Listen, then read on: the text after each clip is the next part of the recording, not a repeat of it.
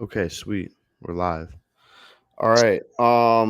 Welcome guys. Welcome to episode 2. I've been playing around with the name. Gonna go ahead and call this the No Bad Days podcast.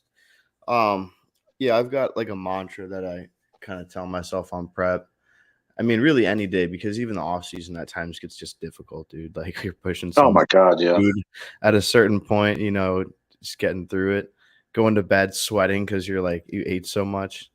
I'm Um, like pouring sweat now. I just had my post-workout meal. I'm like, oh I got the yeah, fan on. I'm like, just yeah, dripping sweat. yeah. No, I just went for a 10-minute walk outside. It's my high carb day, so The I same like for me.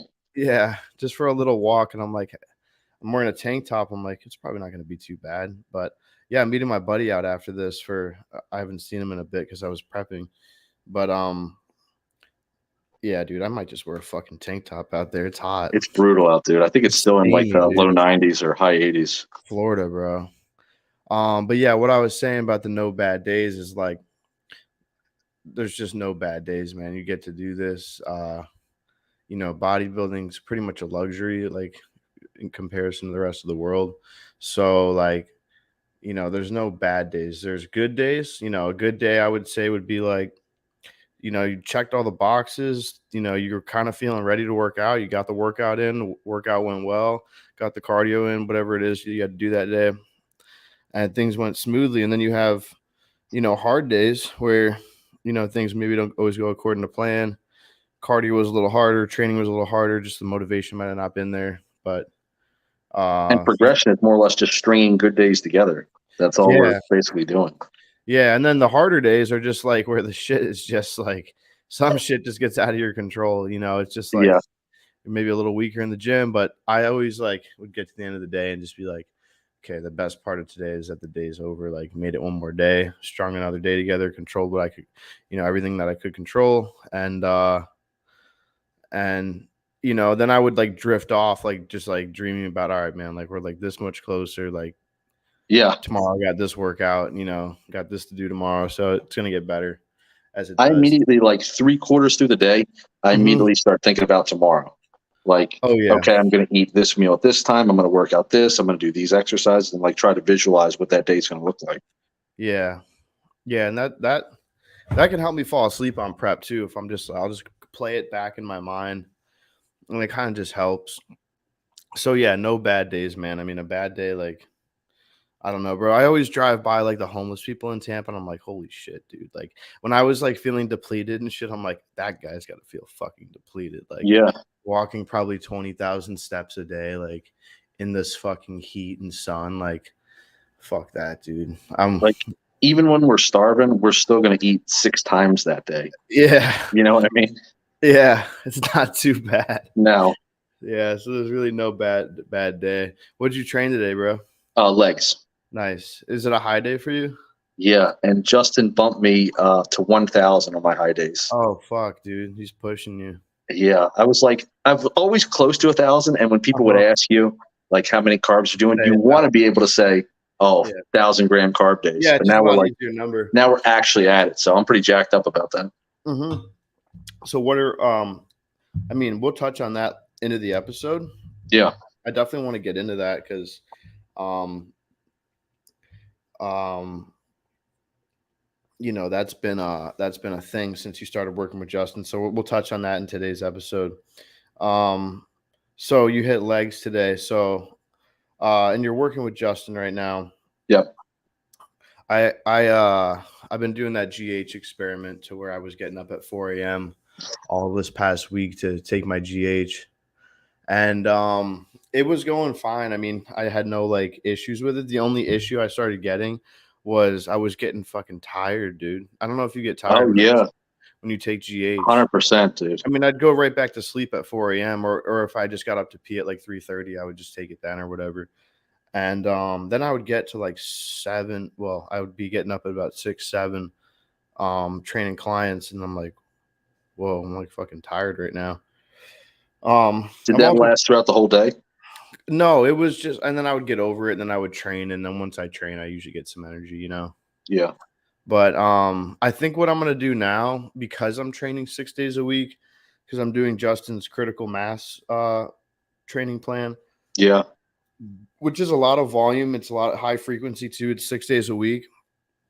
I think what would make the most sense would be to do it before bed. Um, I could split it too. I could go post workout, go 3 and 3 post workout, you know, Hmm. which like I always felt like post workout did well for me. Like first thing in the morning and post workout, I stayed leaner that way. I've never done it all before bed. So I may look at doing that and then just waiting to eat too. Because before bed, I mean, I'm having a meal. Like I like to go to sleep on food. I'm not sitting around for an Same. hour or two. Like I never understood that. I think people think that like they're not burning, they're not Yeah. using food. And I think that's like an old school thing. I The don't know. after 6 a.m., after 6 p.m., you can't eat anything or something like that. There used to be I like mean, that. I get clients that say, "What's the cutoff time for eating?" Like, I'm like, dude, if it's 3 a.m. and you haven't ate all your meals, like, Yeah. eat them. I've sat at my kitchen table at like 1, 2 a.m. pounding Yeah. the food. You know, I've had to eat meals like literally at 6 a.m. for the previous day to just start. because I have to get it in. You know what I mean? Oh, so like going into that next day, you're like, fuck, dude, it's already 6 So a.m. like a few times, like I'll be like, okay, I'm just gonna take a nap like before my last meal, and then I'll lay down and I'll I've done wake up, that. I've done that and it'll too. be the next day at like 6 a.m. and you're hurrying up to make this meal and like go back to bed for another half hour It's before you funny. have to get up and eat your breakfast. You're like, what the fuck did I do? Like, you're fucking falling asleep on the couch or somewhere. You I haven't even I do that showered. almost every night. Do you? Yeah, because I don't know. I Is want a to. thousand? I mean, well, that's three. What is it? 3 days a week? You're doing 1,000 carbs? Yeah, Yeah. Okay. Yeah. So, fuck, dude. Yeah. No, that would happen to me too. Where like you get up and you're like, oh, what the fuck? What what time is it? time is The it? Yeah, lights are on. You're like you feel like you're like almost hungover, and then you get in the kitchen. You're like, all right. yeah, I remember that, bro. That's funny because like in my off season, I remember getting up at like 3, 4 in the morning because I have to get this beef and rice yeah. meal in, you know? And I don't know about you, but if I miss a meal, I'll drop like 3 4 pounds the next day, Yeah. and then you're just playing catch up at that point. Yeah, that's the thing with the off season. Once you get to that point, like I mean, the food gets so much, but like like I'm thinking like exactly like what you just said a little earlier about like thinking about your next day. It's like, you have a mountain of food to tackle that day. You have a workout and you have to beat that previous workout in some Yeah, way, shape, or form. So if you miss that meal, it's like, are you going to really be able to? And you might still be able to, but like, confidently, like if I ate all my meals, I can be like, all right, I can get this eighth, ninth rep, 10th rep on the hack squat today. Like I have all the fuel in my body ready to do that? I was just gonna say that like something like a hack squat where you have to get one more rep. If Hmm. you miss a meal, I mean, It's that. You're like, yeah, "Who is that? I missed that meal." yeah, and that's You the know? exact reason. And I don't wanna feel that, bro. Now, I never wanna say, like, I didn't do everything that I could do, you yeah, know? the Like, only time I'll miss meals is if I'm sick and yeah, if I you're literally sick. can't get the meal down, and I'll even try.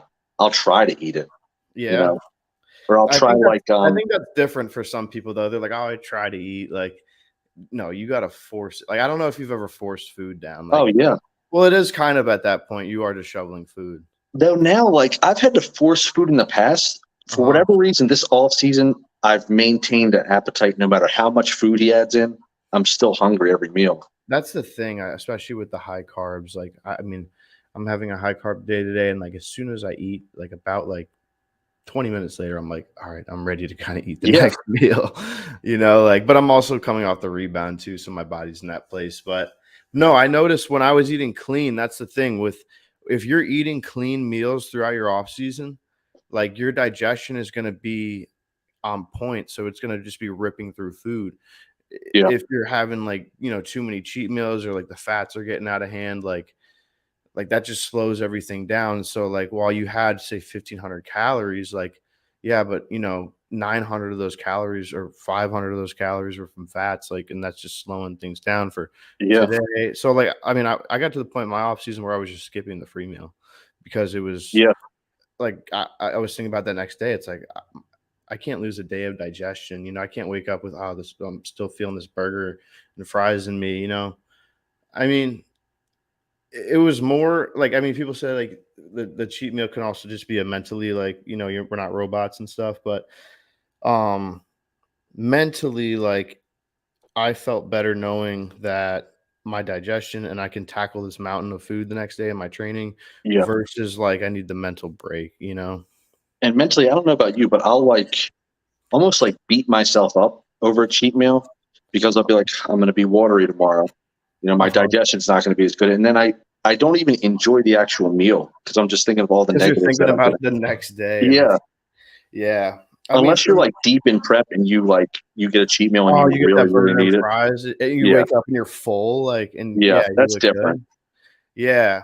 I mean, for me, like tomorrow's like, I don't know if you have any low days directly after your high day or what Yeah. you're. Tomorrow's a rest day and it's a low day. Yeah. So yeah, same for me. So like, I mean, for me, if I like wake up with some digestive, like, stuff, I mean, what I've been doing on my low days is starting my day off with like 6 to like 8. I might even hit like 10K steps just first thing in the morning, get It's a some lot, sun. man. And it's a lot. Yeah. It's That's a good good two though. hours of walking. I feel like if you're just moving food, um, you can offset that, but you're gonna pay the price for it. You're gonna go walk 8, 10K steps. Like, you know, it's almost better off just to save that 2 hours of life to Yeah. get to the first meal, go walk 15, 20 minutes in the morning or something. I feel like I'm not doing shit now, but I do 2,500 steps every morning. Dude, that's nothing. Well, in the morning? Yeah. Like I was gonna as say soon for as the I wake day. up, before I even eat, I'll do like it equates to like a 20-minute walk. Yeah, and anybody out there that is trying to put on size, like, don't, like, cut out on the cardio. I'm telling you, I make my best gains when I keep a bit of cardio in, whether it's, like, walking, Same. getting on the treadmill, or just something, just to, and ideally, you'd wanna do it first thing in the morning, like, post-training, like, you wanna start that recovery process, but, if you can get 15, 20, 30 minutes in the morning of just going for a walk outside, you're just priming the body to, receive the food you're about to eat. And, you're also probably hydrating that first 30 minutes of the day and just getting the blood moving. And then that'll help your recovery. If you're trying to grow your legs, especially, you're bringing blood into the legs. And I don't know, dude. I remember like when I pulled out cardio, like I stopped gaining weight one Yeah. time. I believe your appetite probably dropped too, I would imagine. Yeah, that's what it was. So, yeah, so the first topic of today is we got four here because something happened in the NPC IFBB that I think we'll touch on. So the first topic though we'll roll into is going to be high volume training. So, um, there's a lot of like mixed. Um, there's a lot. One, I mean, bodybuilding is an extreme thing. So, like everybody likes to say, this is the way, and one way is this is the best way. Um, and no other way is better.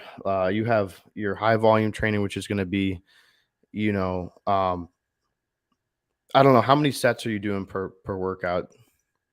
Total sets for like the whole workout. Yeah, let's say like on a leg day. Um, 15 to 20 Yeah, so 15 to 20. So total, that's like going to working be sets. right, and now your reps might be, around say what 10 to 20. Yeah, I would say I don't do anything less than 12 really Uh for huh. most things. Yeah, so that's going to be more of your like higher volume, and then you have like high intensity training where you might be hitting 6 to maybe 12 sets total for the day, and you're hitting between, I mean, I think high intensity you could still probably push them, because if you're doing like rest pause sets, cluster sets, stuff like Yeah, that, like, you might hit a set of 20. But I would say the bulk of the work is between that 8 to 15ish rep range, yeah. you know, Even heavy like the JP style or Dorian Yates, they might even go down to like 6 on some things on 6, yeah, 6 sets. or 6 reps. Yeah, they might, right? Like if like a rest pause, I've seen like JP, he'll do like the first set 6, and then it's 4, and it's like 2. So like the total For reps is 12, like yeah. I guess that's 10, but the first set is really like a set of 6 almost. Yeah. Yeah, so I mean, yeah, there's extremists on both sides to where some people will train exclusively high intensity, um, and they're not really doing too much volume work. And then there's the other side, you would talk about like Jay Cutler, who's another like high volume trainer. Phil Heath. Um, Kind of like a lot Phil, of the West Coast guys in like the 90s I were like think Nick coined. Walker is a bit of a high volume trainer. Of He switched. He was actually high intensity like coming up, but he switched to more volume recently. Yeah, I think I have a thought about this, about the high volume and the high intensity training.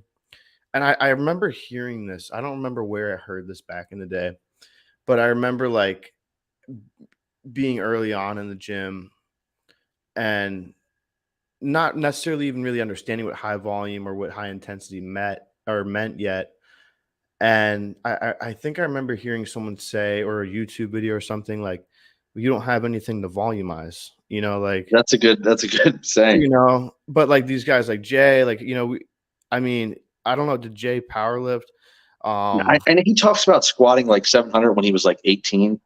But I think Yeah. soon after that, like once he got with Aceto, he was like doing mostly volume stuff. Uh-huh. He And was then still training heavy though. Like he was still doing like barbell rows with 405, yeah. E-bar rows with like 7-8 plates. So Yeah, he was that's the still moving thing. weight.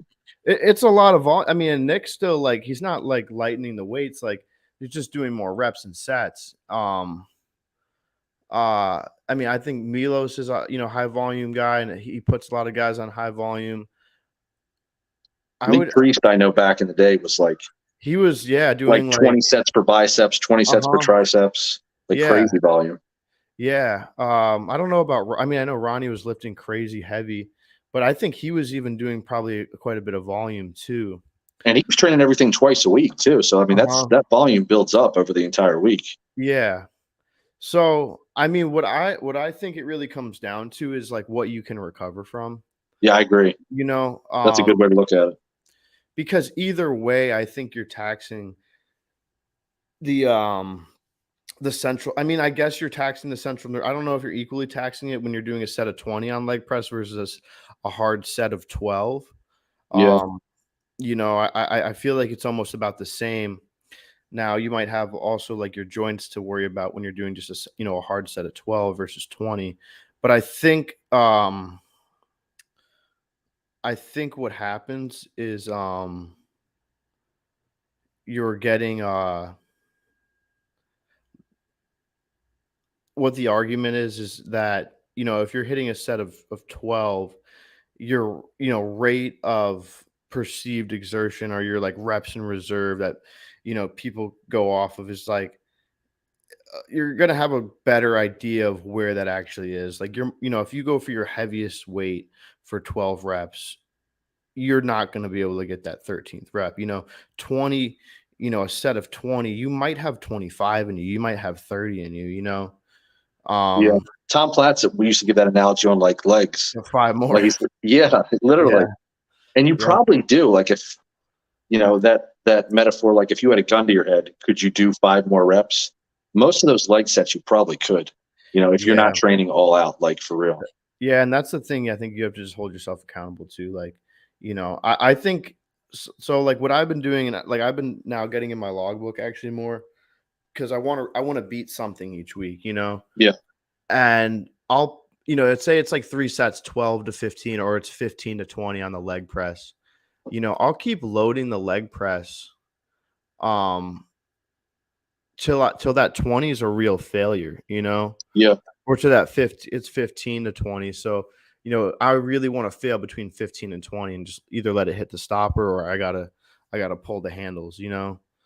So now let's say you're progressing your leg press and you like let's say you don't beat it one week. Mm-hmm. Will you try just it again the other week, or will you switch that movement out completely?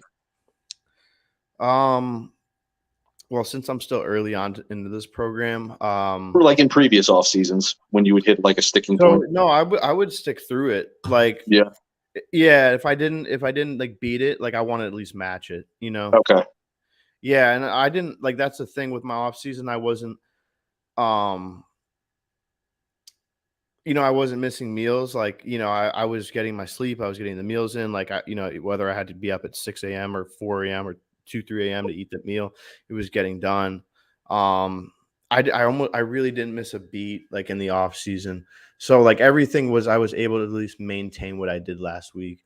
But now I'm actually getting into my logbook. Like I wasn't really logging anything, but I would just know, okay, I did 5 plates on the hack squat last week. Yeah. I got 12. Can I push 13 this week? Okay, 13 is a little, or if like, sometimes it could be like a situational thing. Like, okay, my knee's a little tight today. Like, let me get it warmed up. I don't know if I'm hitting 5 plates today. Can I hit 4 and a 25 and see where I can push that to? Can I get a 12th, 13th rep on there, or 11th, 10th rep, whatever the set was for. So I was always pushing it in some way. For right now, I mean, it's quite a bit of volume what I'm doing. Like today was my back day. Let me pull up how many actual sets there was. It was quite a bit, but in this plan, it's a mix. So it's not a pure high volume plan. I love the way he sets it up. Yeah, I really like it too. I haven't checked out what's his name? Mike Israel. I think Yeah, he does RP. What is he? RP Strength Systems or something like that? Something like that. He has something. I think it's a progressive volume program, and that's what I was thinking about following before. I didn't download any of his programs or anything like that, but I think like it's like, okay, this week you do 1 set, next week you do 2 sets, the week after you do 3, and you progress the volume, like the amount of sets. Yeah, that's the program Nick Walker's actually doing. Is he doing that? Yeah, Israel has one coach he works with, Jared Feathers. Yeah, and he's doing Nick's training. Yeah.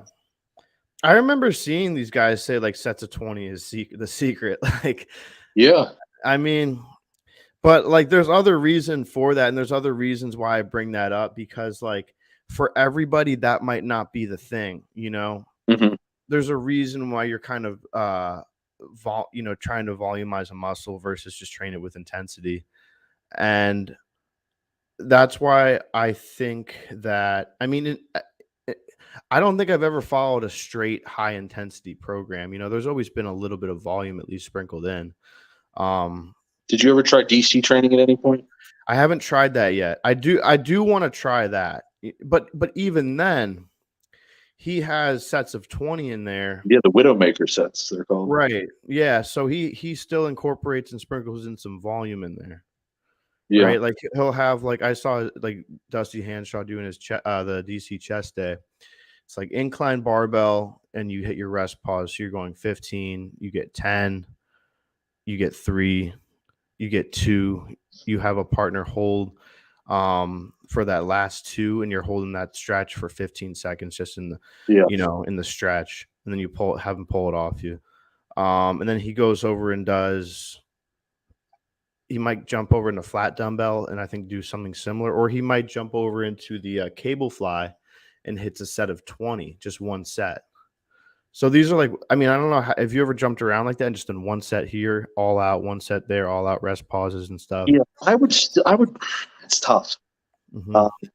I would almost still consider that high intensity, but yet if you're doing all out sets of like 20, that amount of volume is going to build up over the entire workout. So it's kind of technically like a mix almost. Yeah, I would say it leans more towards the intensity, because it's not like you're doing a set of 20 on dumbbell presses. You're doing a set of 20 on a machine.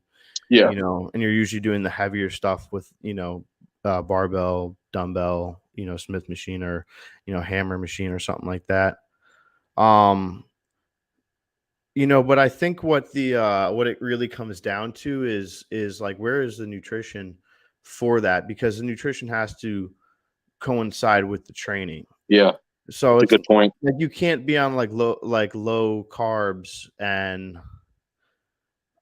well, I mean, you're going to need carbs either way, but I think to make use of 1,000 grams of carbs, you probably need to be pushing some volume. It wouldn't make sense for me to do 6 sets, in 45 minutes and then leave. Yeah, dude, you would just be a fucking bag of sugar at that point. Yeah. So I agree. Your nutrition has to match your program. That's a really good point. So, okay. I mean, how long have you been following the higher volume stuff now? I probably like fully committed to it after nationals in December, but I've kind of been straying towards volume since 2021.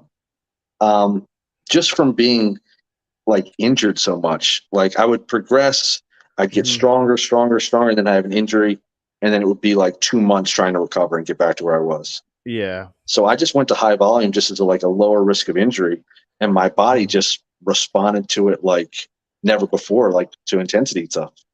So it's just been amazing for me. Like I've made my best gains over.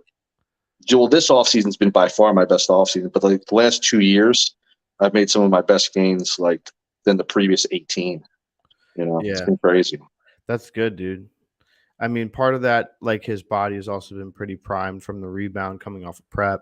Um, and then we'll probably, I mean, there's all these factors. There's a nutrition too that goes into that with I mean, were you ever pushing 1,000 carbs and doing less? No, my highest off season was 600 carbs. Yeah, prior to this off season. Not a ton. I mean, that was daily. Was that like a daily? No, those were my high days in the off season. I got up to 600 carbs. Wow. The training day was like 500, and a rest day would be like 250, something like that.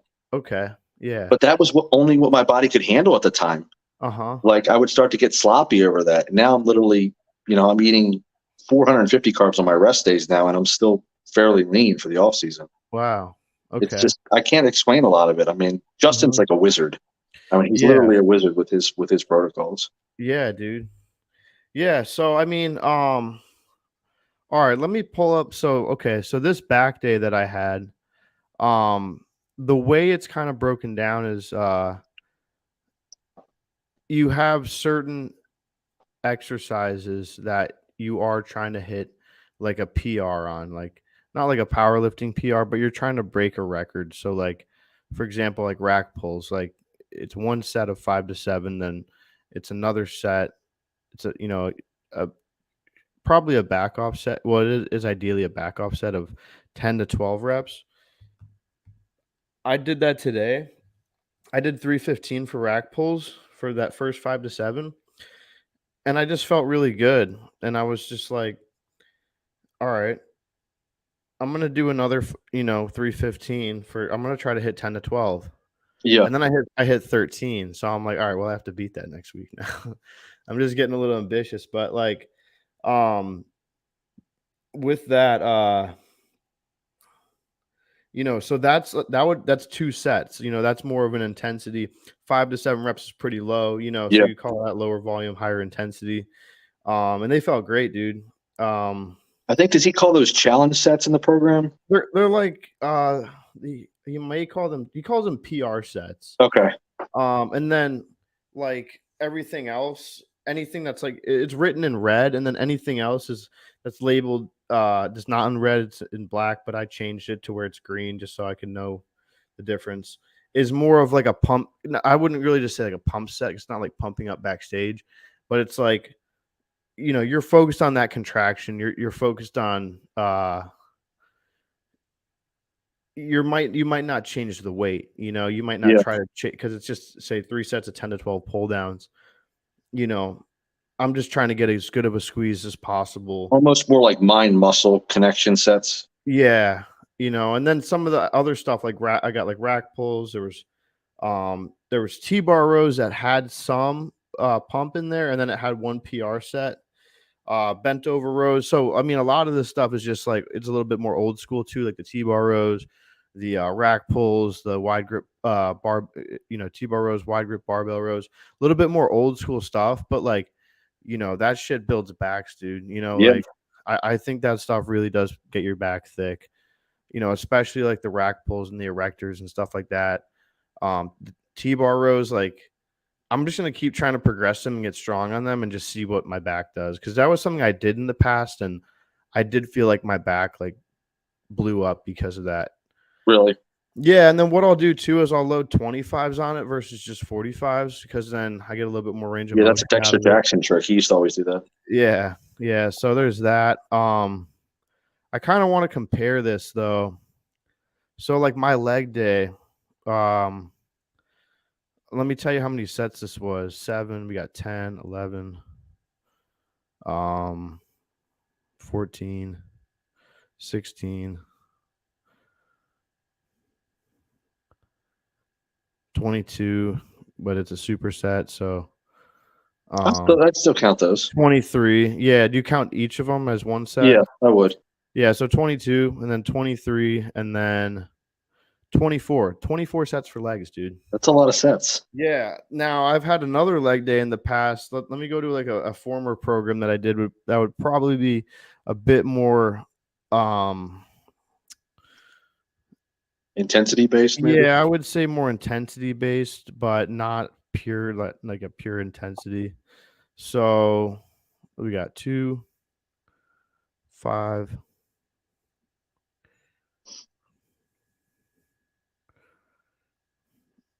So 18. So 24 to 18 to 24. Okay. You know, so that was for like a quad day. Or yeah, that'd be like a quad day. And then my other leg day, let's see.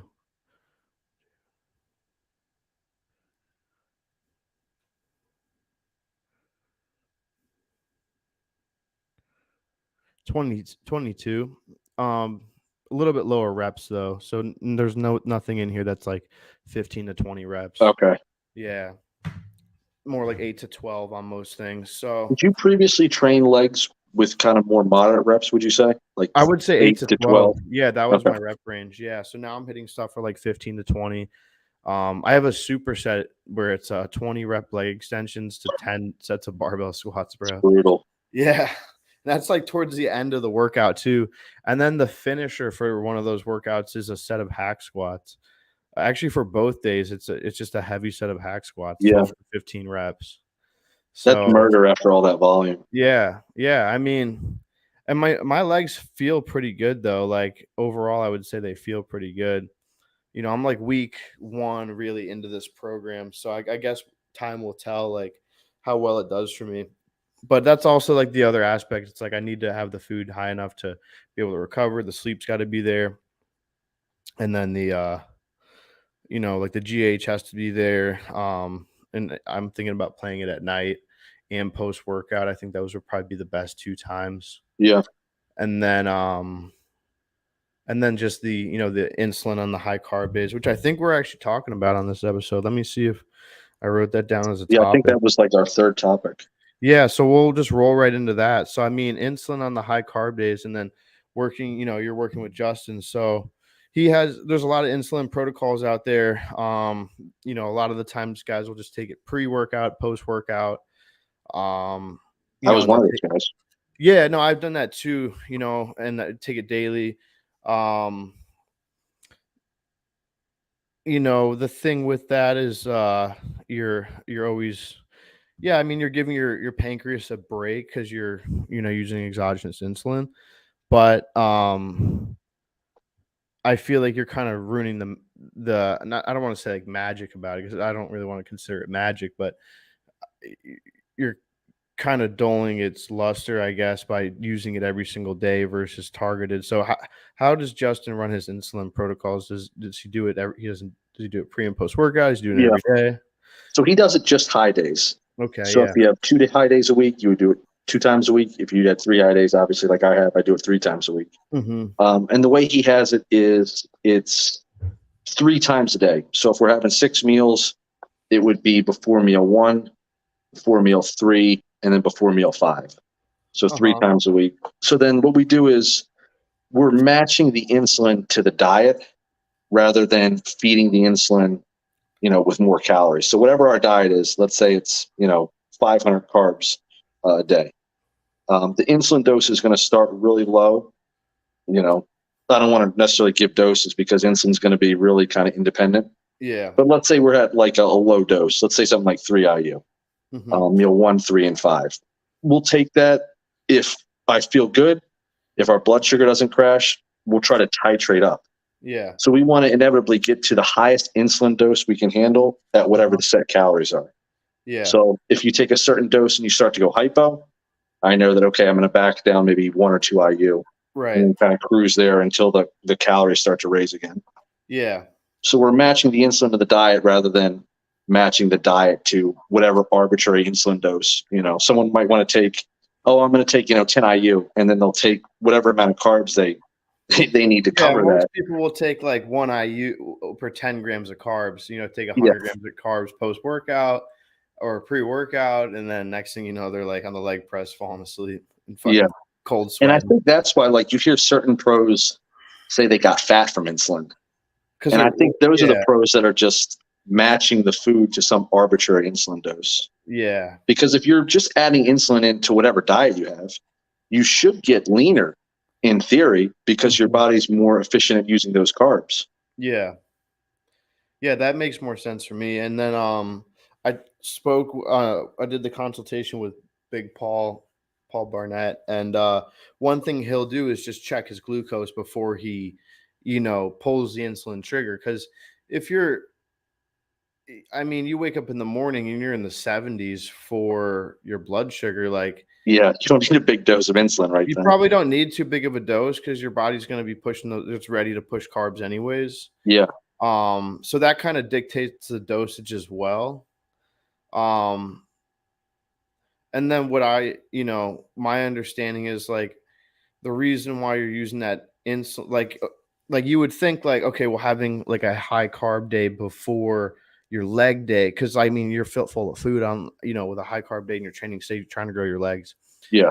Placing those high carb days. What I've understood is that,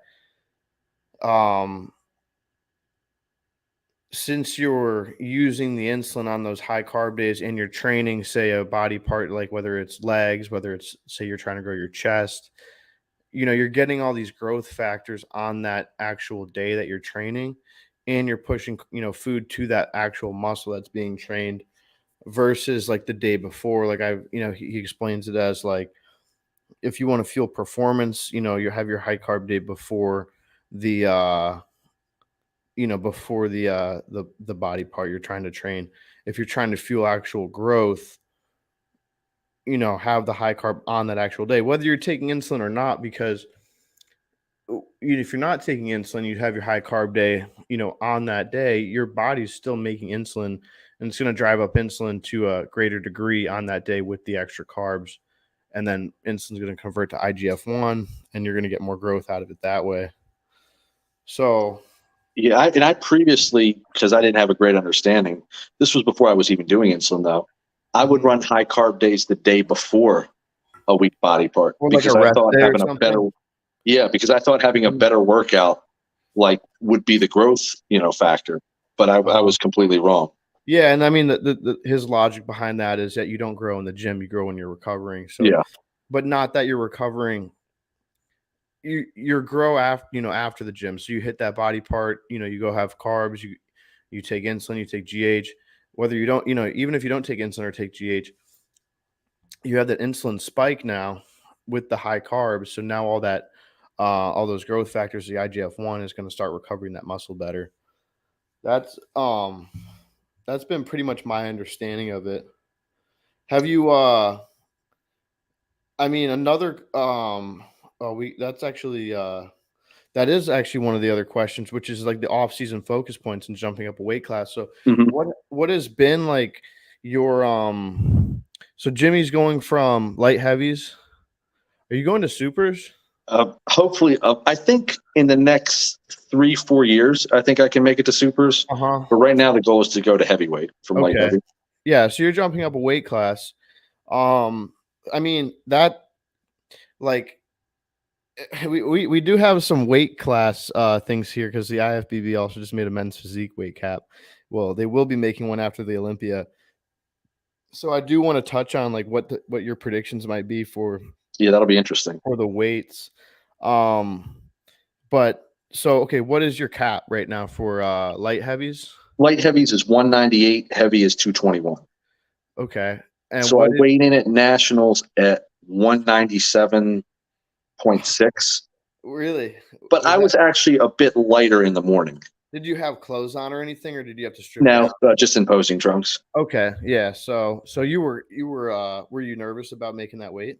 No, we weighed in like I would weigh in like every hour that day. Yeah, that's the thing. Like when you're worried about making a weight, like there's always something you could pull last minute, whether you had to like throw in a diuretic or like I mean, what would you do? Say you were like 2 pounds over. I probably, rather than use a diuretic, I either wouldn't eat or wouldn't drink. Wouldn't eat or drink. I Yeah. mean, that can pull off 2 pounds pretty quick, unless you're like, I mean, you could go jump in the sauna, but it's like then you're sweating and you're gonna have to rehydrate. How many days before did you weigh in at nationals? It was actually day before Yeah, for nationals. the day before. Yeah. Just bodybuilding is that first day, Yeah. So right? women, was Or it is it day before? women? Or 2 days? Yeah, nationals is 2 days. I think I might have weighed in 2 days before, because the women go the next day and then the men go. So it was 2 days before. I've heard they do that too.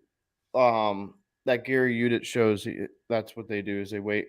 Because I checked for this year because I just wanted to see like the whole like order of events and stuff like that, and kind of like when I Yeah. would be getting on stage. And um I would get on, it's like the 7th through the 9th.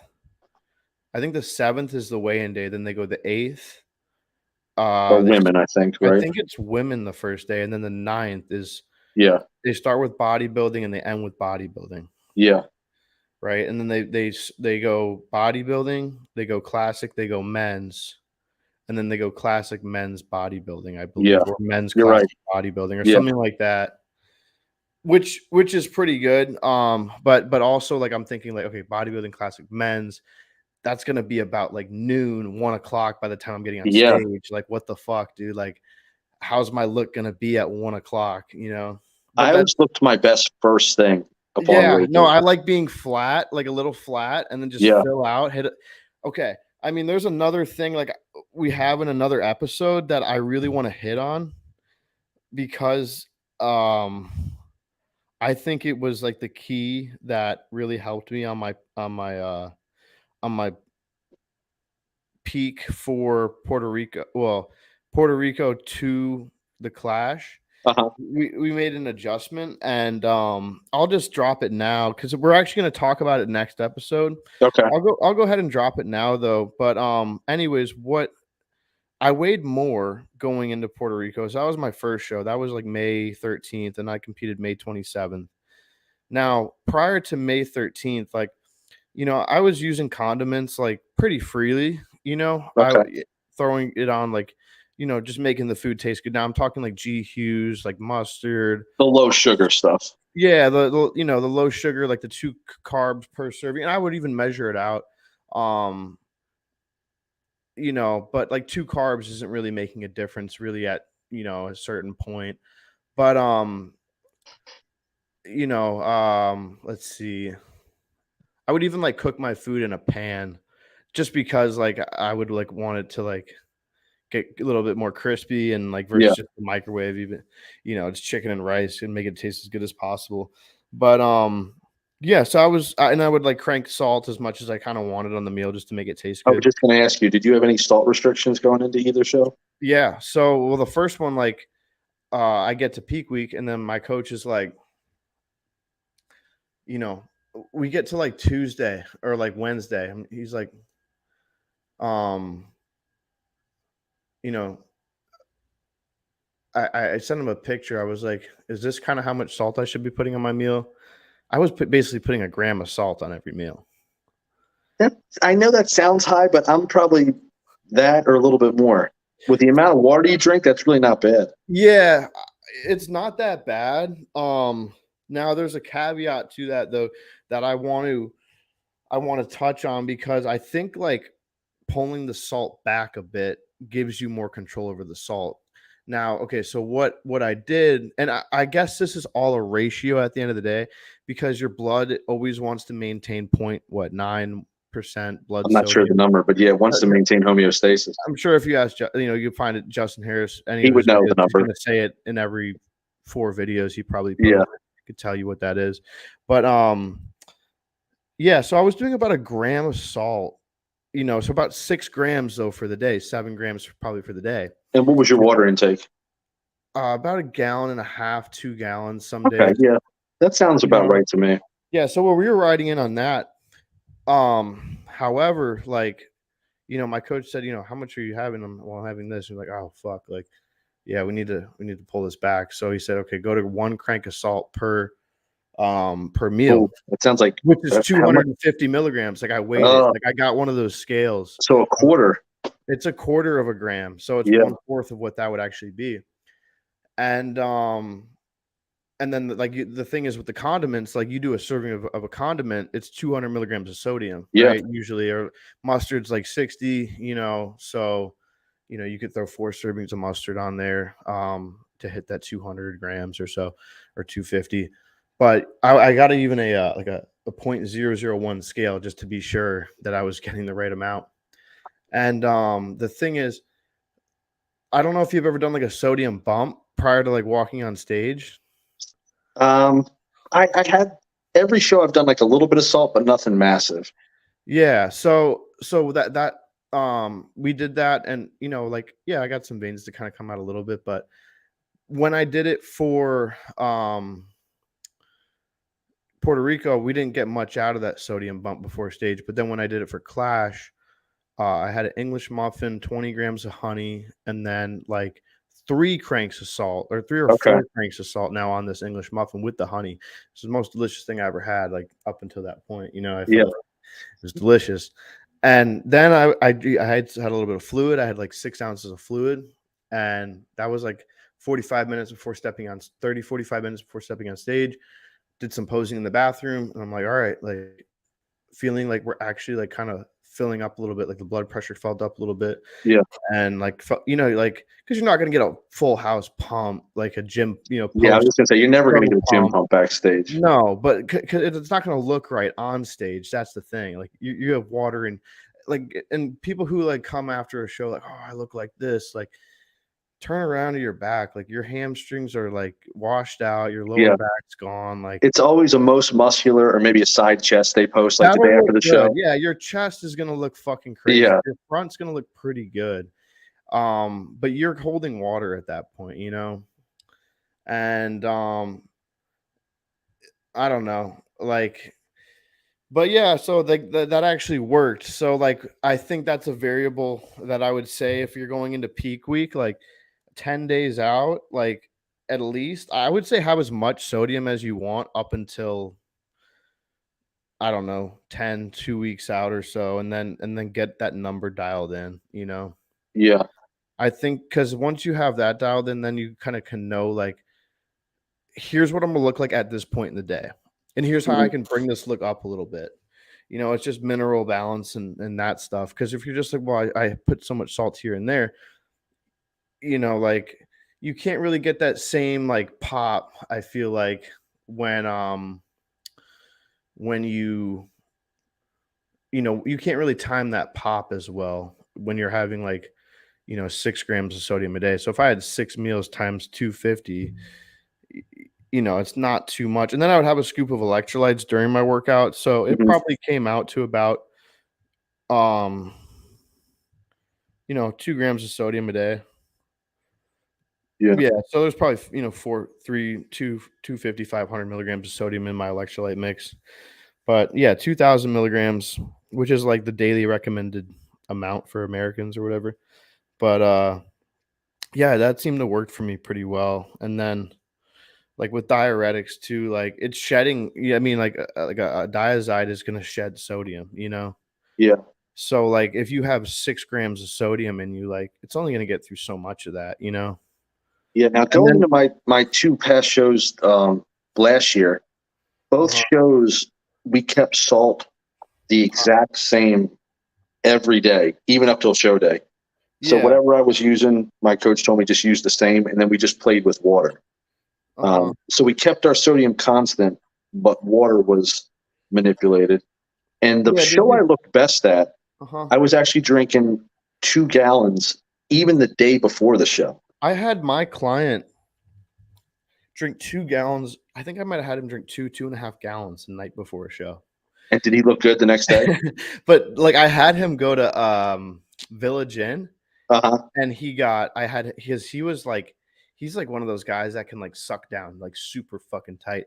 I mean, he was diced.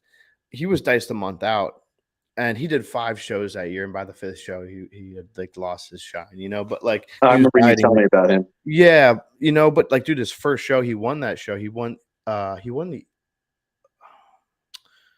don't know if he won the over I think he won the overall, I think. Um, And he does classic, right? yeah, this was his first show, dude. He's, like, 44, 43 years old. He's deaf. His name's Rob. Anyways, yeah, I had him, like, go the night before to get, Village Inn. He got 2 pancakes, a slice of cheesecake, hash browns, and then I had him make eggs at home. Okay. I had him make, like, 1 whole egg and, like, 8 egg whites, and I had him eat that before and then I had him have, like, half a Milky Way. Have you ever heard of skip loading? Yeah, I'm a big fan of Skip Hill. We didn't use any diuretics either, bro, like, nothing, like My best look last year was with no diuretics. Yeah? Yeah, at Nationals, we used half a Diazide, and I looked like shit the day. Dude, my best look so far has been with Diazide, so, like, I'm a that's the thing, like, I think you have like, I'm not a believer in, okay, pull sodium or, like, so like, my first coach had me load sodium early on in the week, and then I don't know what the fuck we did, dude, but I he feel like had you're me playing with load it. fire at that point. Yeah, I think when you're playing, like, I think number 1, keep sodium consistent. Yeah. I don't know if 6 or 8 or 10 grams is needed because you're going into Thursday, Friday, you're not sweating like you were on Monday, Tuesday, Wednesday, or Sunday, or a week or 2 ago because so I think you gotta I don't know, man. Now, For when me, was your last workout before both shows? dude, I did cardio Thursday, 30 minutes on the stairs before the show. Okay, both Thursdays, I did a full workout. You did a full, like, a Like a pump? full pump workout, like an hour upper Mhm. body pump workout. But it was Yeah. decent intensity for 2 days, out from a show. Yeah. Yeah, I just had 30 minutes of cardio that morning. It was a rest day. Last workout was Wednesday plus 30 minutes on the treadmill. And I Okay. was like, shit, like, I got 30 fucking more minutes on these stairs. Like, But you you make know, a good point. If you're having 10 grams of sodium every day, and then your coach has you stop working out on Tuesday, uh-huh. like, and you keep eating those 10 grams on 3 rest days, you're going to be in trouble at that point. Yeah. I mean, I'm not like an expert on like mineral balance and in the body and everything like that. I mean, and then the other thing is, like, yeah, like when you're carbing up, I know you need sodium in order to Yeah. load those carbs and get them to a muscle. So, I Water, would too, you need for a carb up. what's that? You Water? need Oh, water yeah. for a carb up, too. Yeah. Yeah, so, like, the thing is with water and carbs, like, I don't really like, okay, so we did taper water, though. We did taper water down to a gallon on Mhm. Thursday and Friday, and I was doing, 1.5, 2 before. So we did pull that down, but I think, like, we pulled it down to a spot where we could just control it. Like, we just kept it Yeah. consistent at 1 gallon, and then or no, you know what? Friday, we didn't even do a gallon, dude. We did, like, 64, like, half a gallon. Okay. Yeah, and I was And were you starting to still trying to carb up at that point, or were you guys depleting then? We were still carbing up, so, Okay. like, I mean, a little bit. We had 6 meals, but each meal had 10 ounces of water. Okay.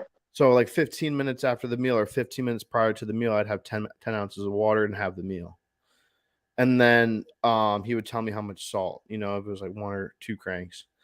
And then, sometimes it would just be he would just, "Okay, go have another 10 ounces of water and send me pictures in 45 minutes." Yeah. So it was like that. I think the guys that get in trouble are the ones that try to carb up either with no water or with Oh, no salt yeah. at all. Oh, yeah, dude. Like, you're gonna fucking have a rock in your stomach if you fucking try to carb up without water. Yeah. And they always kind of have they almost look flat, And but soft. it's a weird look. Yeah. That happened to me my first show. So, like, we did that. We tapered water, I think, down to a gallon on that day before the show. And but I was taking Expel, and, like, that's a really popular one, Oh, especially that among, was like, MHP, I think, made it. MHP. Yeah. Yeah. Yeah. That's a very popular one, especially among, like, bikini competitors, dude. Okay. That stuff is so fucking strong. Do they still Like, make it? they still make it, Yeah. yeah. Okay. Yeah, that's probably the most popular one, and I see a lot of bikini competitors take it, and, like, I don't know how many bikini girls are gonna watch this podcast or anything like that, but, like, I would probably advise against that, and we also did, like, vitamin C, Another one I did before was like dandelion root. Yeah. I felt like that one worked pretty okay. It wasn't as extreme as Expel, and you do have like an Expel. You have like Versi or whatever. I know Justin, and you haven't peaked with Justin yet, have you? No, we haven't done the show yet. I think Justin uses vodka. He does. Yeah, and he has his method behind that for like where now you're not burning your carbs, you're burning 7 calories per gram from the alcohol. So you can kind of hold a look maybe with that. Really, And I his think protocol in general, I think, is I mean, I'm sure it varies person to person, but with the ones I've heard him talk about with some guys, he carbs up and then depletes. So you'll carb up earlier in the week, and then like Thursday, Friday, you're kind of depleting into the show. So I guess you're gonna hold a carb load. So what are you just drinking for 2 days? I don't think he has puts the alcohol in until like the night before. Yeah. So I mean, diuretics are like, dude, that can have its whole own episode just because like the thing is, dude, I'll get asked like by like, people that don't even really maybe even work out, like, but they'll see me around and stuff. So do you got to like drop a bunch of water weight? Like that's like such a household common known thing that it's like it's so it's not like I just want to say this like because one, the diuretics are like you can be playing with fire if you really don't know what you're doing. When it comes to the diuretics, they're not a staple. I've done shows. I did the Hurricane Bay in 2021. I won my class there without any diuretics, no alcohol, but night before the show, no vitamin C, no dandelion root, no herbal or pharmaceutical diuretics, and we looked good. You were just peeled and just stepped on stage.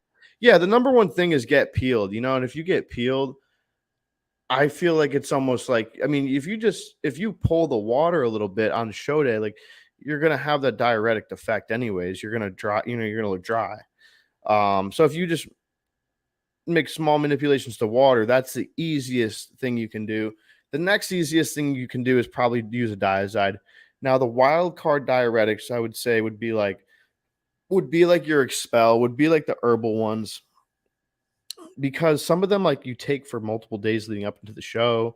I don't know, man. My first show, like I took like the 3 days before the show or 2 days before the show, we started taking Expel, and I was pissing like 15 times the night, which I already was, but then I was like pissing actually more. And then like we did a burger and fries the night before the show, which is also not like another required thing that you do. Works, sometimes it's just an easy way to sodium bump and kind of fill up, but yeah, I remember waking up just flat and soft and like that weird flat soft look. Then you see it a lot of amateur shows. I mean, you'll even see it in the pros, but a lot of the pros, by the time they get to the pros, they got their peak dialed in, like everybody looks pretty crisp. I went to the Hurricane last year, 2022, because I had my client competing in it. You can see just about everybody on that stage. I don't want to say that everybody was on, but you could see the guys that peaked properly and that were dry and grainy, and like what I noticed. Okay, when I had Rob do that show without the diuretic, we gave him 2.5 gallons the night before the show in this big free meal, and he woke up empty stomach. Oh, I even gave him fiber powder. The night before. So just to clear everything out, it's like, I asked him, "Did you go to the bathroom?" He's like, "Yep, good, good." I think that's one of Palumbo's tricks that he does. The fiber. I've heard of people using like Senati and fiber stuff like that. So cleared him out, empty stomach. He's classic, so he needs to be able to try to pull a vacuum or at least have good control of his abs. I mean, every division you have to have good control of the midsection, but he woke up, he woke up dry, and then I gave him something in the morning, like a beef and rice meal, a little bit of fats, a little bit of carbs, like maybe like 70 grams of rice, 60 grams or 80 grams of beef or something like that, or 100 grams or something like that. And then I had him have like some like Sour Patch Kids or something, like 5 Sour Patch Kids, and then like half of a Three Musketeers bar, so a little bit of fats and carbs just to kind of keep his blood sugar stable. Got on stage, started posing, and like what I noticed, like when he was posing, it was like he wasn't the biggest guy on stage, but like as he posed, like okay, like front relax, like looks okay. He's definitely missing, like he's got some gaps. You know, he's his first time competing. He's hard though. He's definitely hard. His quads, okay, they're lighting up. Turn to the side, okay, he's very thin from the side, but okay, let's go to the back. Okay, his back looks good. Okay, there's a hamstring, like okay, there's some glute, like you know, there's some back there. There's some his lower back looks tight. He's not like you know got that like pocket of water sitting there. Yeah. Which you know I kind of noticed in other guys, and then comes back around to the front, and like he's got this like shine on his quads, and everybody else just looked like you know when your oil dries up.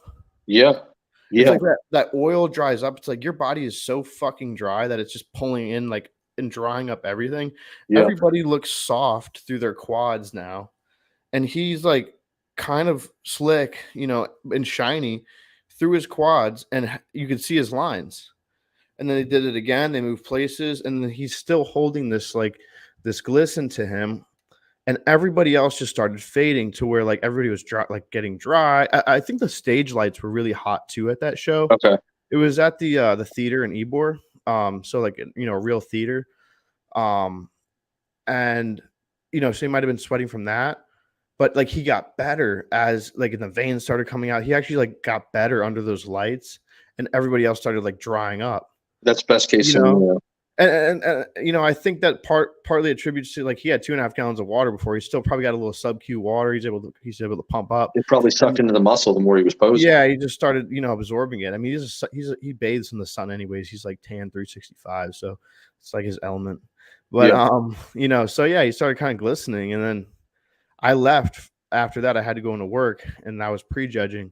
He was in the middle, or like split the middle with somebody. I'm like, I think he's fucking got this one. Like, and I went to work, and then I hear later that day that like he won, and then he won the overall, or he That's won like awesome. Class A, and he won like Masters over 40. He didn't win the overall. He won Class A, and he won Masters over 40.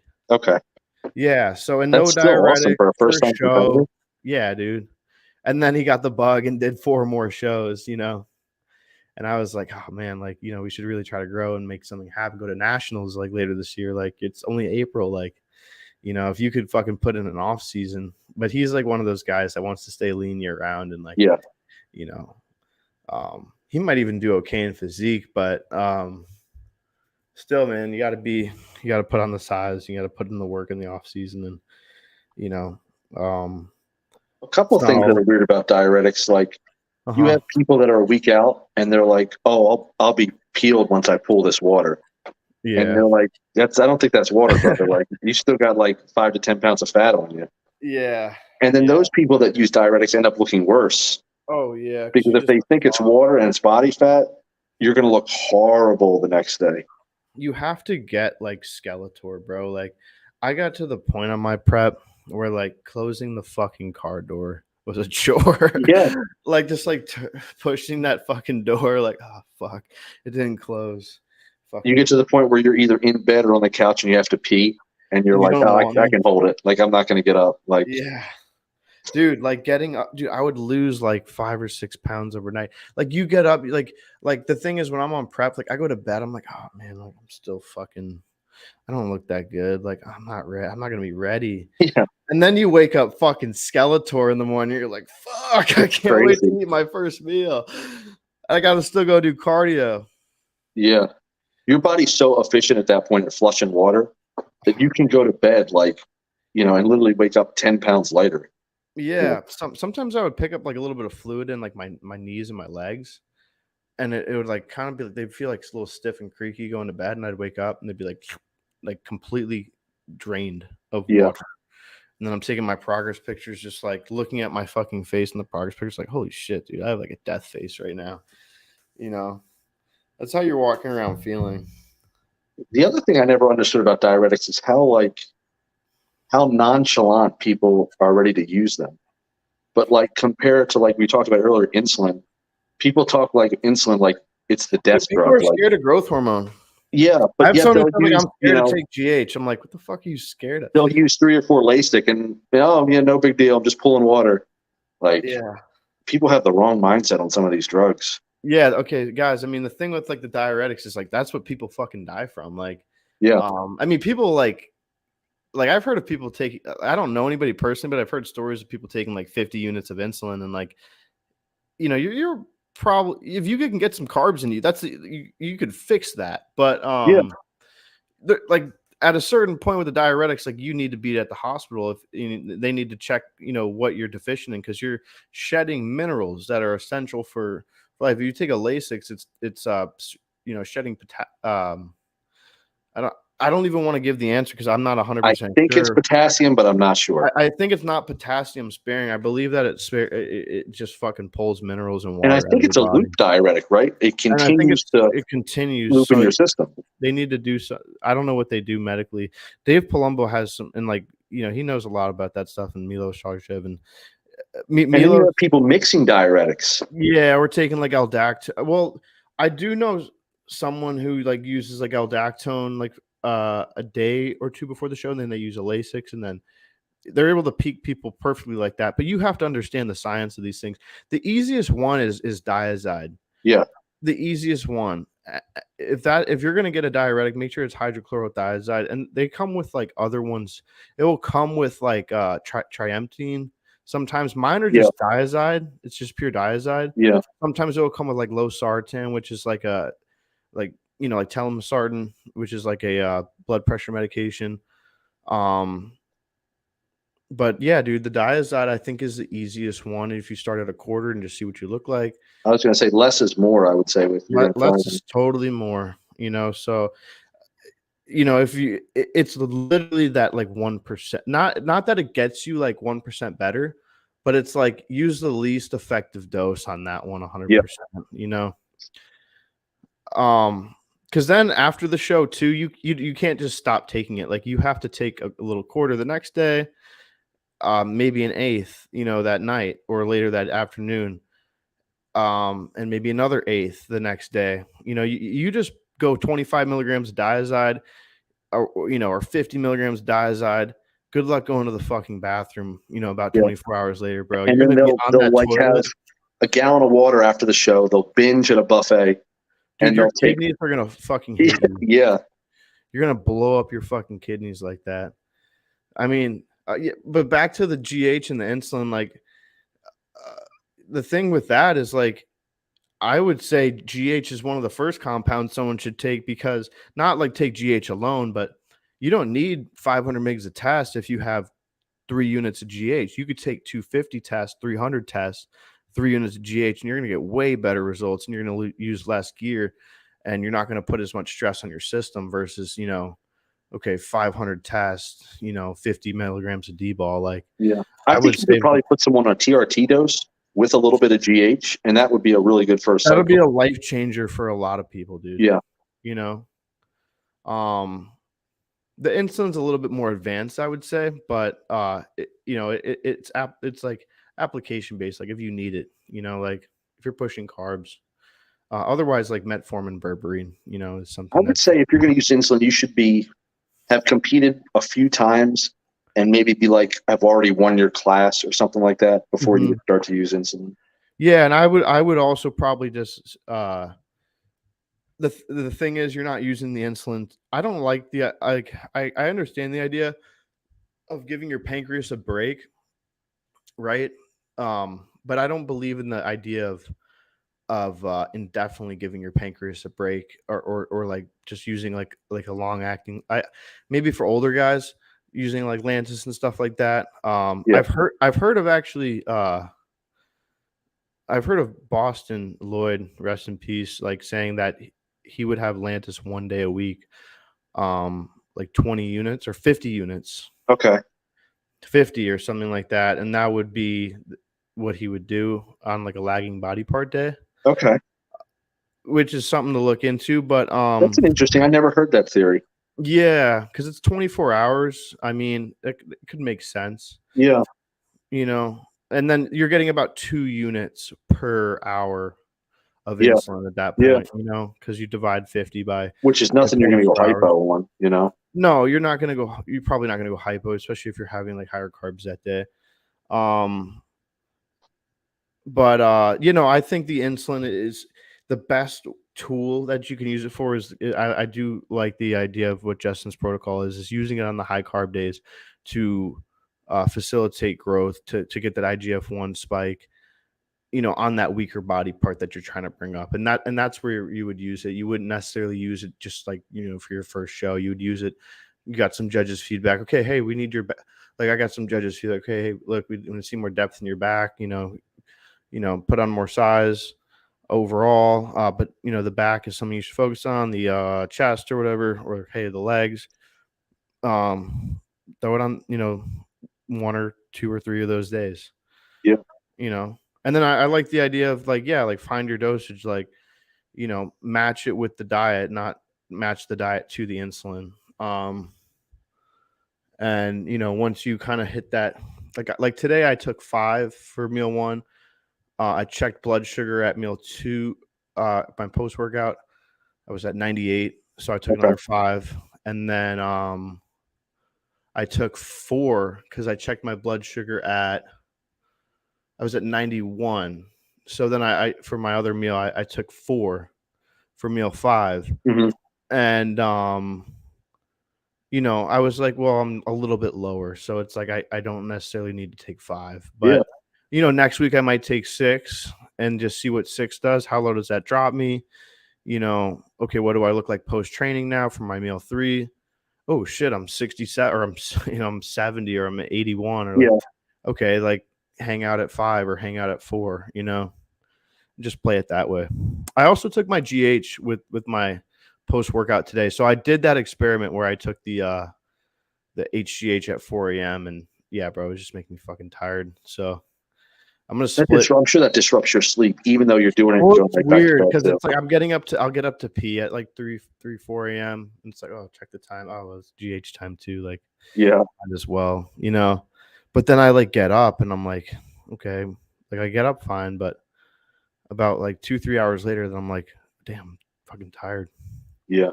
That's tough, so how do you split up your GH? Are you going? I'm doing pre and post upon waking and then pre-workout right now. Upon waking and pre. Yeah. Makes sense. I kind of toyed with the idea of maybe bumping it slightly and adding a 3rd dose before bed. I might experiment with that at some point. Yeah. I think the best times you can, I don't know, I feel like the best times you can take it is when I don't know how much it interferes with like blood sugars and stuff, but if you can keep it away from food, I think it's ideal. Now, the thing is, you're going to the gym on a pre-workout meal and you're burning up food. So you're already, what GH is going to do is going to liberate fat. It's going to liberate carbs too, and it's going to liberate those into the bloodstream to be used. But then you get that insulin. You're going to get an insulin response too from that as well. For that insulin to start driving things back.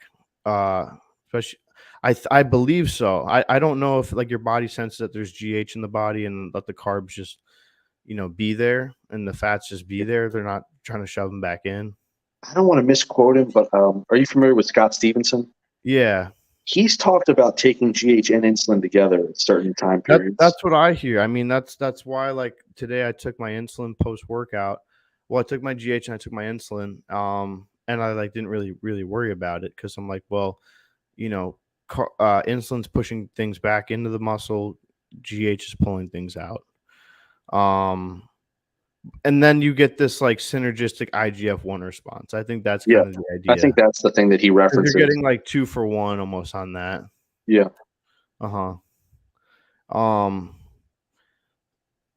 But yeah, I think it kind of comes down to like what the following activities that you're doing. If you're doing cardio, if you're training, if it's post workout, if you're eating directly, if you're going to bed.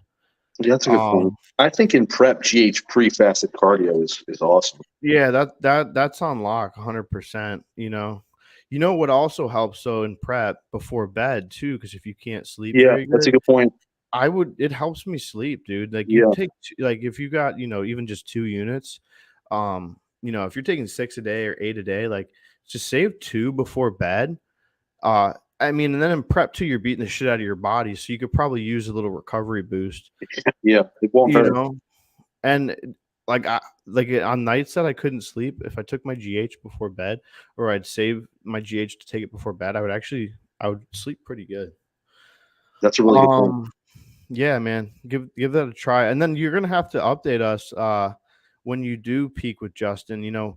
So are you looking at Holiday Classic?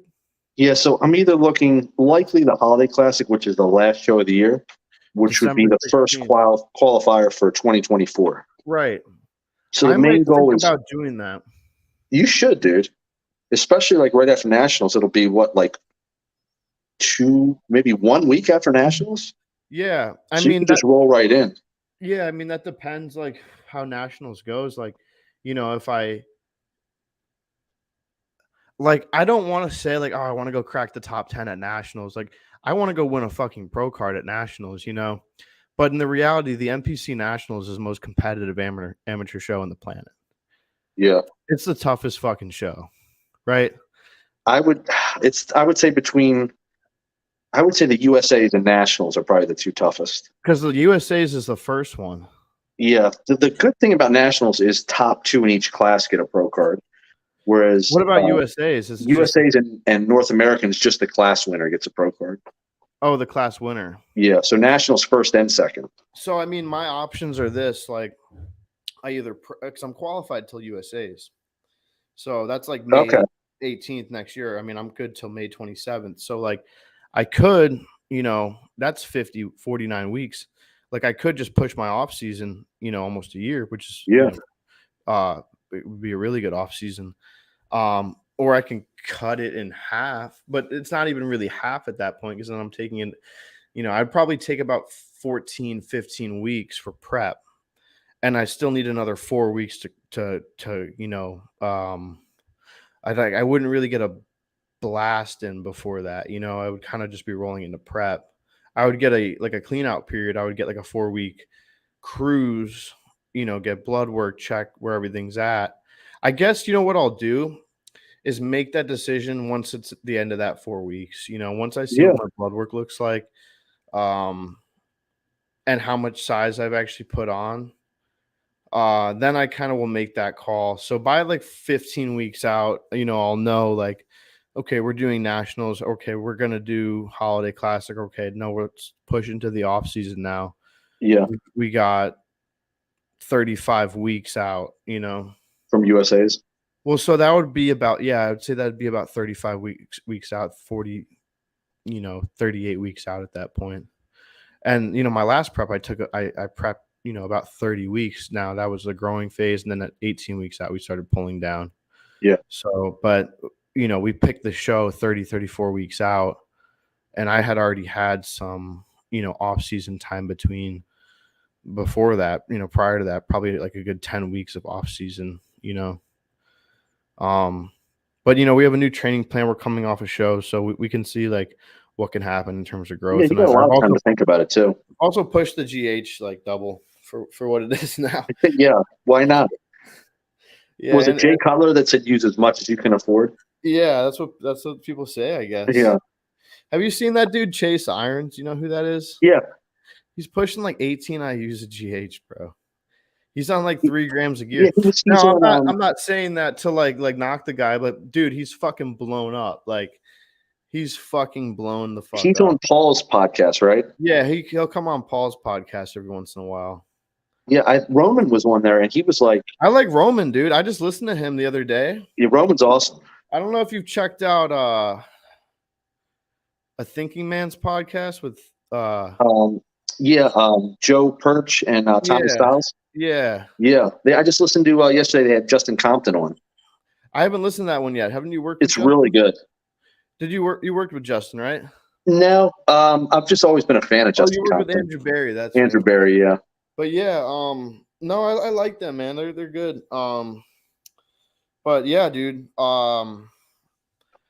Yeah, he Chase Irons also quotes like, take as much GH as you can afford. Yeah. Which he's 18 IUs is fucking. It's a lot of GH.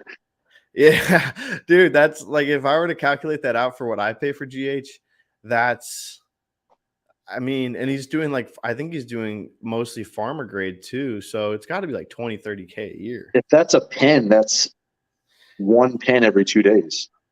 Yeah, what he's doing Serostim. Yeah, that's I expensive. don't know if it's all Serostim or what, but that shit's fucking expensive. I just got new GH actually. I got it from I got this I just switched brands. So Okay. it's generic, but they're 24 IUs per vial. Oh wow, really? Which is nice. Yeah. The thing is I just ran out of bacteriostatic water. So I that sucks, dude. I took 0.9 ml and mixed it with 24 IU, and I'm like, okay, let me do some math here. So I'm taking like 0.225, which is equal to 6 IU. Yeah, I try to keep at least a couple of bottles of backwater just to have like as an emergency. No, I should have it by next week, but that will get me through because it's 24 IUs. Yeah. But yeah, so I mean, last thing, man, we got some news in the IFBB. Tyler Mannion came out with a video the other day saying that they're going to put a weight cap on the men's physique division. What are your thoughts on that? First of all, I couldn't believe it, to be honest. Really, you thought there was going to be a free Wild West for the men's physique division? Because I mean, physique's I would say by far is probably the most popular category. I mean, classic's coming up quick. Dude, everybody's doing classic, man. Yeah, but like, I don't know. I feel like men's physique kind of has that like subculture, like to where it's like almost like the skateboarders of the fucking yeah. Like you get some cool personalities in there, like, or like I don't know, like Andre Ferguson, like I mean, they're like Jeremy Buendia, like you got some names that are, you know, I used to like Sadiq. I like Sadiq too. I mean, there's some guys that came out of the men's, like Jason Poston. I don't know if you're familiar with him. Yeah. But I mean, there's some guys that like physique, like what I mean, it's 2023. This would have been like 2015 or something when the men's physique came out. Like, yeah, Mark Anthony won the first Olympia. Yeah, he don't look. If you look at his physique now, I mean, it's night and day compared to these guys. Is he huge? No, he was like he wasn't big, dude. Guy, but he's like a regular amateur guy nowadays on stage. Yeah, you see a lot of guys that look like him at regional and local shows in physique. The thing is, like, I don't want men's physique to go back to that. You know, yeah. I think my person, I think the back and like the small waist, the good chest, like the crazy shoulders, good arms is a good look. Do you think calves should be judged? I'm training my fucking calves hard, dude. Yeah, I want to blow my calves up, but that's some people don't have calf genetics, bro. I don't have them, but I still think they should be judged. I feel like they should be too. I feel like if you got calves, like that should earn you some points. Like maybe in bodybuilding, you can let them slide a little bit if a guy has crazy legs. But men's physique, that's the only part of the leg you're seeing. Yeah. So I would think you'd have to judge it. Telling you, when I took the Diazide, dude, I could like see my fucking calves, like they look, my skin looked translucent. It was that was like the first thing I noticed. I was like, holy fuck, like I don't know if it was because you put the tan on and then you can start to see everything. But when I woke up in the morning that morning and just looked at my calves, like you could see the separations like throughout the entire muscle, you know, and they were cut in deep. But yeah, now I'm training my calves. It's like 7 sets of calves on my leg days, each leg day. So it's like 4 sets of standing and then 3 sets of seated. Yeah. You know, so I hope. Now, what did you think when they announced the weight class? You know, there's like a full video, which I like watched briefly. Like I watched like maybe 30% of it. I was in the car driving, so I didn't really get to sit down and really watch the full thing. But what I understood is that it's going to be less, a bit less or a lot less than classic, but it's definitely going to be under classic for what they say. Yeah. For me, I mean, I still have plenty of room to grow. You know, classic men's classic physique IFBB Pro for my height is their cutoff is 185. For the amateurs, it's 175. So, you know, I wonder how far off it's going to be the pro weight limit for physique versus classic. You think maybe 10 pounds? 10's a lot, dude. You know? Yeah. 10's a lot. I mean, can they make I don't know. I actually made my own predictions. I just said 2 pounds across the board. Yeah. But 2 pounds is not a lot. No. You know, like it's got to be maybe 5 to make to if they're trying to like make these guys to where they're because what Tyler Mannion said was that we don't want these guys to get too big. Yeah. Now, like I don't think they should revert back to what the original like men's physique guys look like because they look like Abercrombie and Fitch models pretty much. They don't. Yeah. And that's nothing really. It's not really that exciting to watch. Like You see guys like that at the beach. Yeah, we want to see some dudes with freaky backs and just crazy detail. And, we want to see the erectors and stuff like that in the rear delts. Like, I mean, they say shows are won from the back. Like, you can't, like, you can't drop, like, the backs down too much, Now, where does that weight come from? Do we just, like, start skipping legs? I was just going to say that. Like, okay, where are these guys going to pull the weight off from? I guarantee you the top physique pros, if they're at the weight limit, they're just going to stop training their legs. Yeah. Which because they want to maintain that same look, I would imagine. Mm-hmm. Yeah, man. I mean, some of these guys are big, dude. Like, now, do you think they'll start penalizing guys they'll like quote unquote too big? Yeah. Toothpick legs and like really no, I don't like maybe they should. That's maybe why they should bring in calves. Yeah. They should start judging calves. It would force the guys to be at a more natural weight. But then again, it's like calves are a genetic thing. But abs are a genetic thing for some guys. Some guys' abs are just blocked out. Like my abs have a little, or like kind of, no, I don't want to say like Jay Cutler's because like it's hard to compare myself to Jay when I'm like 100 pounds less than him. But like it's hard for anyone to compare to Jay. Yeah, but like his abs aren't symmetrical. Like they're slightly, which I don't know if that really matters. But yeah, like who Ryan Terry is. Yeah. Yeah, I mean he's just blocked out. Like when Dia, I think his abs are a little offset. Who else is up there? Even Andre like if you look at Ronnie's abs, they weren't the prettiest abs. Even when he was smaller, they were better. But it was kind of like two, and then like one kind of block. But they were kind of oddly shaped. Yeah, mine aren't perfectly symmetrical. Which like I can get them pretty like square on, especially if I turn to the side a little bit, like they could look pretty good. But like that's another genetic thing. It's like that's bodybuilding, I mean, people have genetics for some things and some things for other. Like you're gonna lose some points on your abs, but you're gonna pick up points on your ab or on your calves. Yeah. So you're taking, that makes sense if they complete look. You're not winning a show over. I mean, yeah, if you had two guys that were the same, one guy had calves, one guy didn't, like give the guy with the calves the win. But yeah, you're okay. Well, this guy has abs. This guy's abs are I don't, I don't know exactly what the scorecard looks like, but I know it's like they're doing a high and a low, and then it's kind of like subjective based off what the judges see on stage that day. Yeah, but that might be a good way to balance the physique out is to judge calves, so guys don't skip legs like to some degree, right? And if you have like the top 10, let's say at the Olympia, with the same upper bodies they have now, but all their calves just dramatically shrink, that's going to be kind of a weird look, don't you think? If they're just stop training legs to make weight at that point. Oh yeah, because I mean, yeah, everyone's walking around on toothpicks. Yeah, you're walking around on their shins, guys. Yeah. I mean, I think it would look a little strange because some of them do have pretty good calves, I would say. Yeah. No, I think that's a fair call. Drop it down 5 pounds across each height class, so like your guys that are 5'7", they could be 180 at classic, and then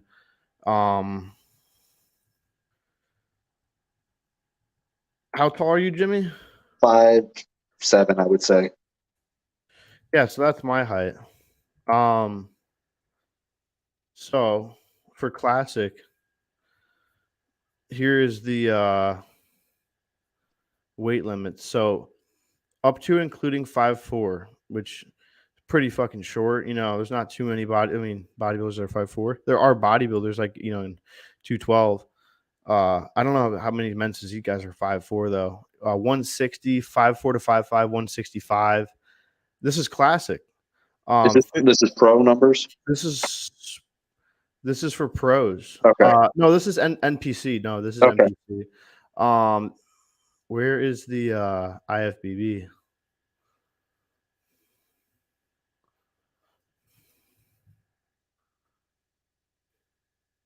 It would be a big drop, but I could see them maybe using the amateur classic for the pro physique. Yeah, I mean, that's 10 pounds or so, right? Wait a minute. Over 5'6" and including 5'7", up to 185. I mean, dude, then I'm 5 pounds away from the weight cap. You know, like if they drop that, yeah, that's tough, dude. You know, but I could see it being 180. Let's look at some of the bigger guys in classic. So, like, you know, how tall is Bumstead? He's close to 6 foot, I think. I think his cutoff is like 240. Yeah, that sounds right. Like 239 for classic. Yeah. So they drop, you know, him 10 pounds. I mean, 5 pounds a leg. Like, I feel like you can still have legs at that point. They'll still look pretty good. Now, if you're adding half a pound or so to your calves, or a pound to your calves, you'd still be within the limit. 215 for 5'10" would be 210. I would say 5 pounds is fair. Yeah, I would say that's got to be about fair. I mean, and they can always tweak it. Like 212 started as 202. Then it went to 210, and then it's 212. So they could always like move the number, you know. Yeah, they can always like change it based off what they were liking and looking at. And now, do you think they could move the classic up a little bit in the future? No, because I think they don't want to make it bodybuilding light. Okay. Because, I mean, most of your 212 guys are probably under about 5'7" or 5'8", you know? Yeah. I think John Jewett's taller guys at 212 are like, I think John Jewett's right on that cutoff. I think he's talking about doing open, actually. Yeah, he's one of the taller guys for 212. Yeah, he's a taller 212, which he has to really pull down to make weight. I just saw some of his progress pictures today. He looks insane. He looks like he turned on 6 weeks out from Tampa, I think. Yeah, he before what I was seeing out of him was like, okay, like he's on his way, like, but he looks like he just flipped a switch, like he's starting to get hard and grainy actually at this point, which is where you want to be. My coach said, all right, by 5 weeks out, we want to see lines in the glutes, like, like that's a good target to hit. Hey, keep talking for 1 second. I got to grab my phone charger. Yeah, go for it, bro. Yeah, so I mean, by 5 weeks out,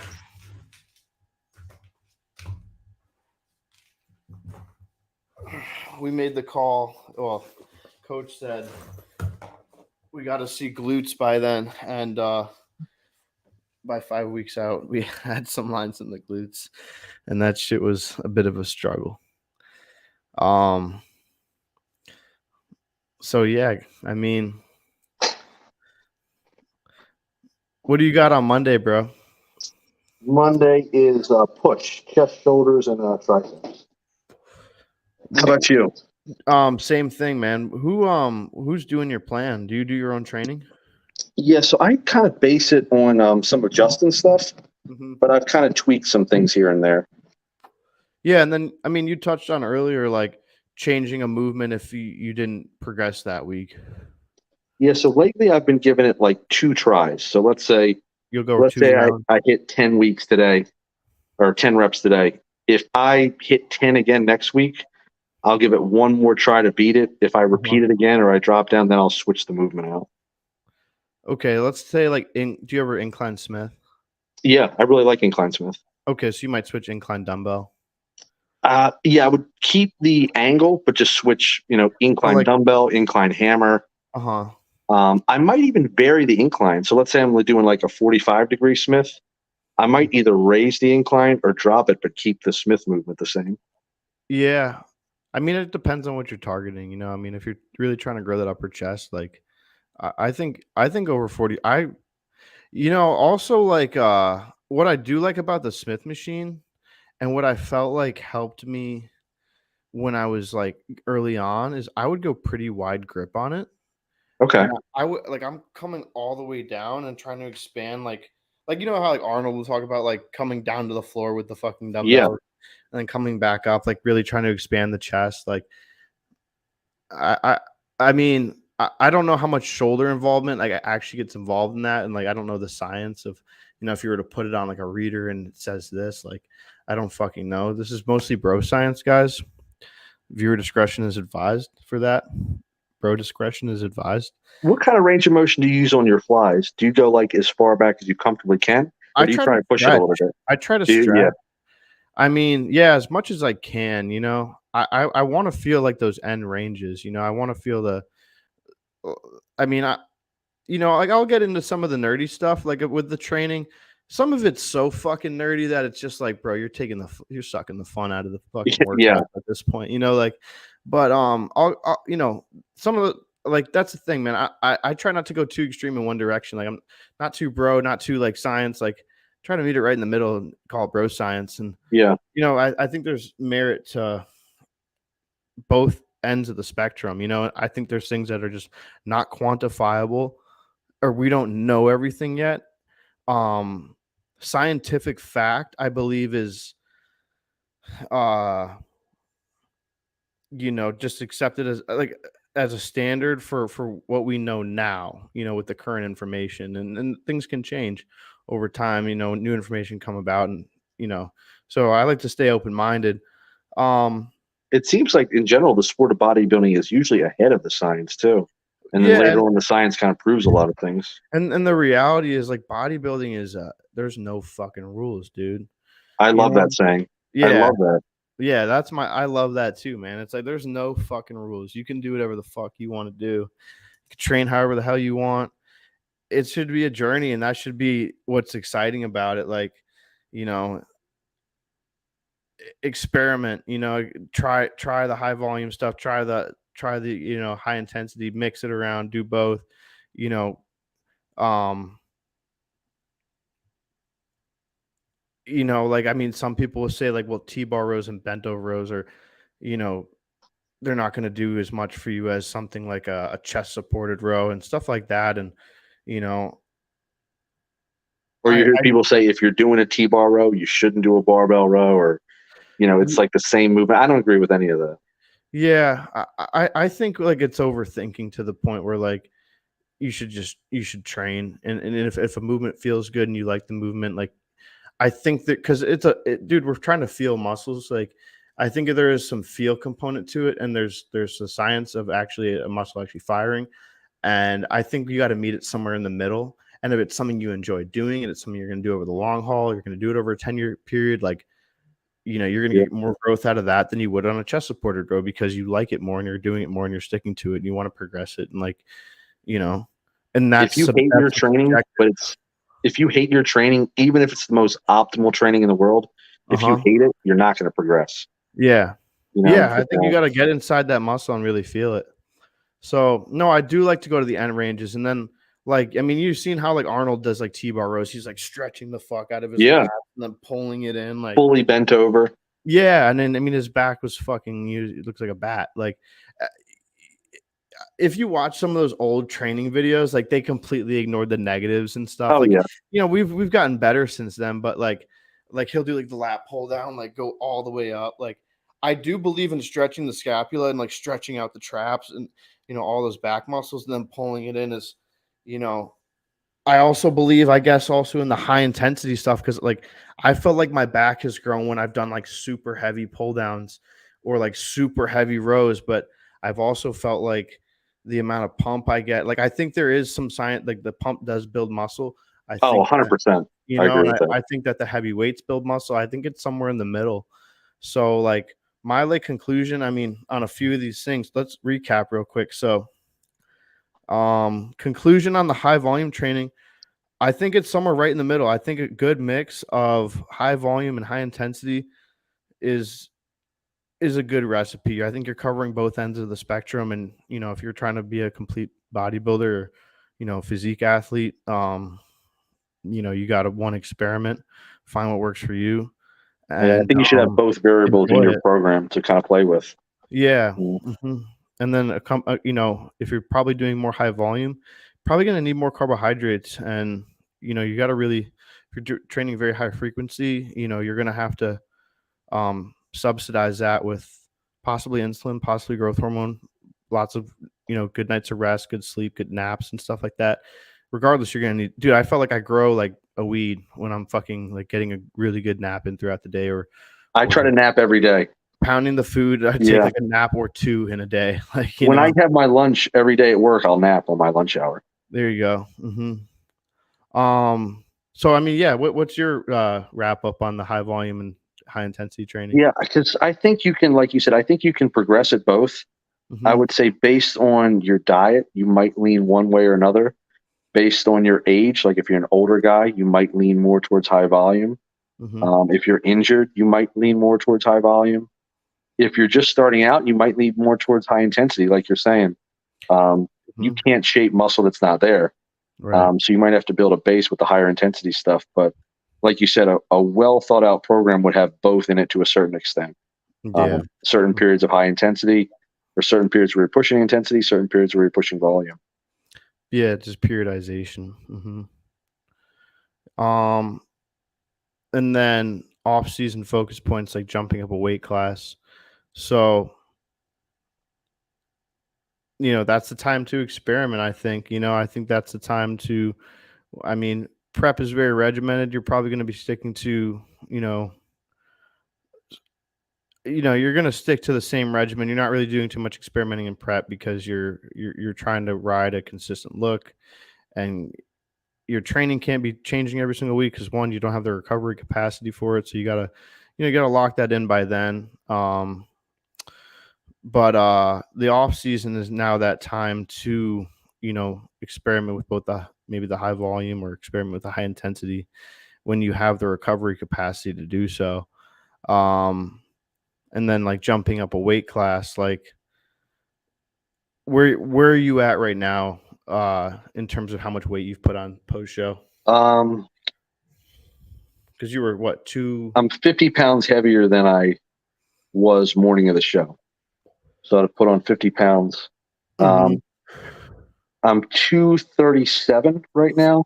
We're trying to push to 240, and then we'll kind of evaluate. I really think I'm still going to be fairly lean at 240. What's your peak off-season weight? Previous to this, it was 214. Oh, shit. Yeah, so I'm about 23 pounds heavier. Dude, fuck, man. And the leanest I've ever been in an off-season. Yeah, now, I've been like, when I wasn't really training, I had a period where I was like not training so much, maybe like 5 years ago, and I got like to 230. But it was a fat, soft 230. You know what I mean? Yeah. Well, all right. So my peak off-season weight so far has been 200. And that was mostly at night. I was getting like 200, 201, 202, and then you wake up in 198. You wake up 4 or 5 pounds later. Okay. I think we're gonna be 210 this off season. Fuck yeah, man. We're in full swing. Depending on what happens in the next now probably 7 more weeks of the rebound and then 4 weeks of the maintenance. If we're gonna be, I don't think we're gonna be 210 in 11 weeks. What do you weigh right now? 180, 181. Okay. Yeah. So I'm up. I mean, my morning of the show was like 167. So I'm up about 13, 14 pounds. Give or take. Like I'll have lows during the week where I'm like 179, 178. So, and you still have a really good look right now. You're still really lean. Yeah. I'm trying to keep it tight, especially on those medium and low days, and then on the high days, like, I'll kind of see what I can get away with. That's where I kind of do more of my experimenting, and then, see how much carbs I can really push. And then, wake up on my low day tomorrow and see like how's my digestion, what's my blood sugar, go hit that workout Monday, which is a medium day. Kind of just assess each week. Like I also don't like that feeling of a bunch of fucking water on my body, Yeah. So if I feel watery, like I might pull back the carbs in my medium day, or I might even pull them down, or just fast that. Like that's what I'll do is I'll go walk those, based on like how I feel in the morning after the high day. I'll try to go assimilate some of that water with that walk in the morning if I'm feeling really watery. The walking was big for me on the rebound to get some water off. It's not any effort to just go walk, Yeah. and it had a significant You're impact. carved up. You're not You're not like Yeah. fucking depleted, dead. You know. Yeah, you can go for some walks. Yeah. I mean, you can even grab. It doesn't have to be like truly fasted. You can grab a coffee, throw a Splenda in there, like grab an energy Yeah. drink. I would do that though. Like I would drink an energy drink before fasted cardio, or like a 0 calorie something. But Yeah. I A lot of guys do aminos before their I fasted don't cardio. yeah, no, I was like religious because I was taking Yohimbi, and so I'm like, I don't want anything to block the fat burning. Yeah. I don't want I any never blood did that sugar. myself. Did you do aminos pre-fasted cardio? No, but I know like Dusty Hanshaw does it. Yeah, no, I A know lot of people Fuad does do it it. too. Yeah. I mean, and some of these guys, like even like Fuad and stuff, like they religiously still do cardio. Like Yeah. he's 280 trying to fucking get lighter or whatever. But like, honest, I had someone say the other day, like, asked me like, why do cardio? Like if you're trying to grow, and it's like it's key. Do it. You will grow I better. 100% agree. If you maintain insulin sensitivity, you're gonna grow so much fucking better. You're not gonna get sloppy, and you're not gonna get inflamed. With that cardio, and you just control your look, and you control your look throughout the off season, and you'll be able to control it better. By the time you get to stage, whether you're gonna compete or not. So then, I mean, wrapping up with the last two here. So the insulin on the high carb days, and then working with, we got three kind of more. So but those kind of tie in together. Insulin on the high carb days, working with Justin Harris. So,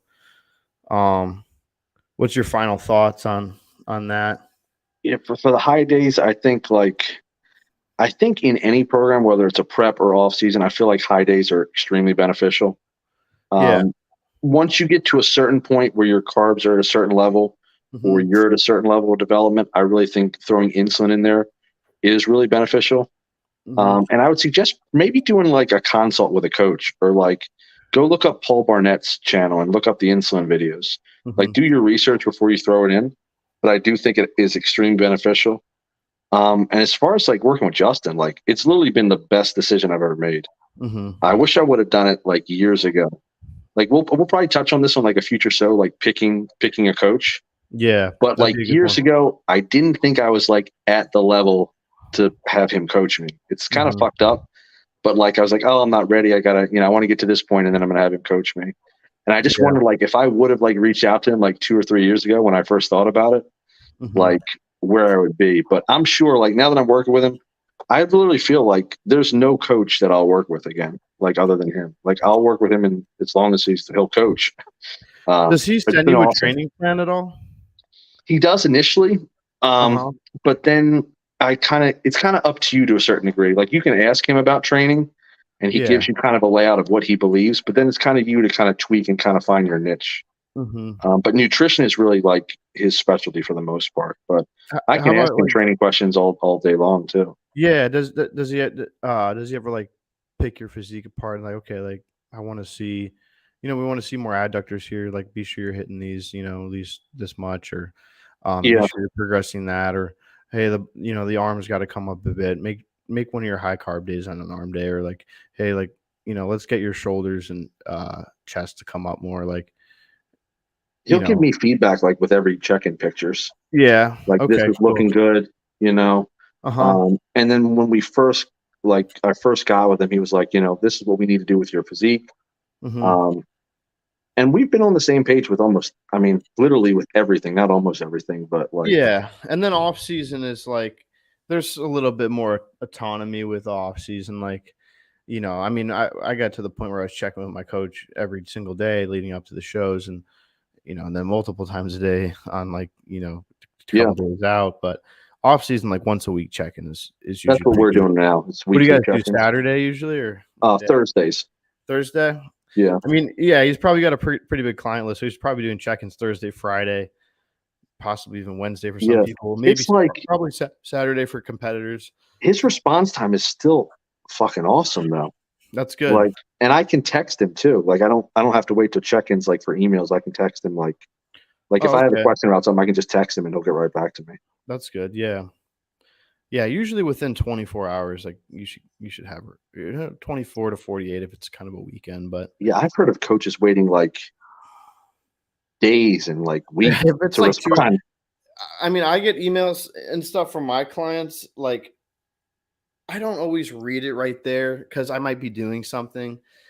But That's I normal, will. I feel like. No, yeah. I mean, I'm gonna get to it, and I want to sit down and thoroughly pick apart their check-in.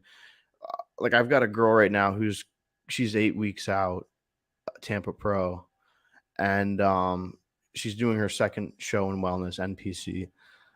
May have her go do bikini too, because she did her first show in April, end of April, and she's like, I don't have much going on this summer. I want to I want to get on stage and another time. I said, all right, well, we got 10 weeks, so it's lock and load. She's Yeah. doing carb cycling. And she's 106.4, and I'm like, here's the reality. Like, to really get stage condition, we're probably going to need to hit like 94, 95, like Okay. the lowest weight you're ever going to see on a scale. Like, that's the thing. The other thing with, like, we've gone over so many topics here and there's so many little nuggets, but if you think you're going to be this weight on stage, try another 10 pounds. I was going to say 10 or 20. Probably When I did 10 or my 20 first show, pounds. I thought I was going to be like, I thought I was going to step on stage like 165, maybe 160. I was 138 at my first show.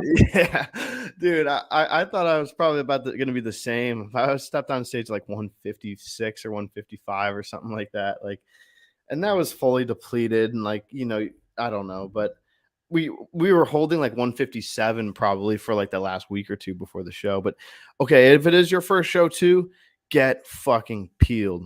Just fucking no holds bar, like, get fucking diced, get as lean as you possibly can, because if you go through that once, everything's going to be a little bit better after that. And we actually have a future episode talking about that, so we'll see. We'll jump back into that on that one. And then IFBB men's physique weight cap predictions, man. What's our summary on that? It's going to be interesting. Like you said, I think my initial thought was 10 pounds, but I think 10 pounds is going to be too drastic. I feel like they might settle in that 5. Maybe they push it to 7, but I'm thinking 5. 5 sounds about right. A good number. It could go up to 6. It could go 7. I think 5 is pretty reasonable. Because what like you end up having now is some of the physique guys look bigger, upper body wise anyway, than some of the classic guys. Yeah. So I think they still want the guys to look big and full, but just kind of pull that back a little bit. Yeah. Yeah. And I could see like it also balancing the physique out if they do include calves as being judging criteria. I think it's like, well, okay, like you're going to pull 5 pounds off the guy, but he's not going to lose, so it's got to come from somewhere. Like, it's like guys just going to pull their legs, it's like, you still have to have legs. Okay. So you have to have at least calves. So now you got to pull it from somewhere else. Well, okay, you pull all of your quads and your hamstrings. Like, I mean, yeah, I think guys will do that, but like, I don't know, man. I feel like if you don't have like quads and hamstrings, and I don't know what a lot of these guys look like in like a pair of like classic trunks, what their legs look like. I don't always see men's physique legs. That's a good point. How much quad do these guys actually have to begin with? How much are they really going to be able to pull off from there? Some of these guys are going to have to sacrifice some upper body because they don't have any quad or probably any hamstring. There's got to be some guys out there that don't have much under those board shorts. Well, you see some guys with the longer board shorts. I don't want those to come back, man. That like 2000 whatever looked funny as fuck. These guys look like lifeguards at the beach. Yeah, exactly. They look like an episode of Baywatch. But I think that's a more desirable physique rather than have like a I think it opens open bodybuilder upper body. Yeah, I would rather have a big upper body and big calves rather than like a insane upper body and no calves. Yeah, I think that's a better look overall. A little bit more with that. Yeah, judge the calves a bit. Pull the upper body 2-3 pounds for some of these guys. 5 pounds there. Yeah, maybe. And then I think men's physique division will look. I like the bikini division. Like Dude, I don't know who wins bikini. Like, the only thing I know is, like, if I see a glute hamstring tie-in, like, where that glute ties into the hamstring, like, whoever has got the sharpest ones, I'm like, okay, she's probably the winner. Yeah. But, like, bikini is very like, I don't know how to judge bikini. Like, I don't know what I'm looking at, but I don't want it to get to the point where men's physique is like you're like really splitting hairs for who's the winner. Yeah. I think there's pretty clear, like, because there's also like the stage presence and there's like there's a lot that goes into it, and the judges know what they're looking at. But the reason I was initially surprised is all the men's classes are pretty well defined. Physique, classic physique, bodybuilding. But there's a blurry line with some of those female classes, like bikini and wellness, figure and physique and bodybuilding. Like, there's a very fine line with those classes where there's kind of some crossover. Yeah, I mean, like there's not any like it for what I know. I don't know, like, there's no Chris Bumstead of the bikini division, like, currently. There's no there's no Nick Walker of the I mean, maybe Missy Truscott, I would say. Was she figure? I would say she's, like, the most standout person, and then, like, you had, like, Shanique Grant, which was just, like, knockout, dude, like, what an Misty does amazing fitness, I think, right? dude, her waist is this fucking big, like, and she's just, like, cap delts, like, everything's, like, she's just a genetic, like, specimen of a person, dude, like, Missy is too, but, like, Shanique, like, her fucking waist is literally, like, this big. Yeah. And then back in the day, you had, like, Iris Kyle in bodybuilding. Yeah, and bodybuilding, that was just dominating. I don't know. Maybe like Yarishna in wellness, but she's also like, I mean, she didn't win the Olympia, and I don't think she had a really good showing at the Olympia. But I don't pay attention too much to the female end of the sport. But it definitely attracts, like, it opens the door to bodybuilding, which is good. So it's I'm all for it. Yeah. Love the bikini chicks and the wellness chicks and the physique and figure, like, I'm all about it.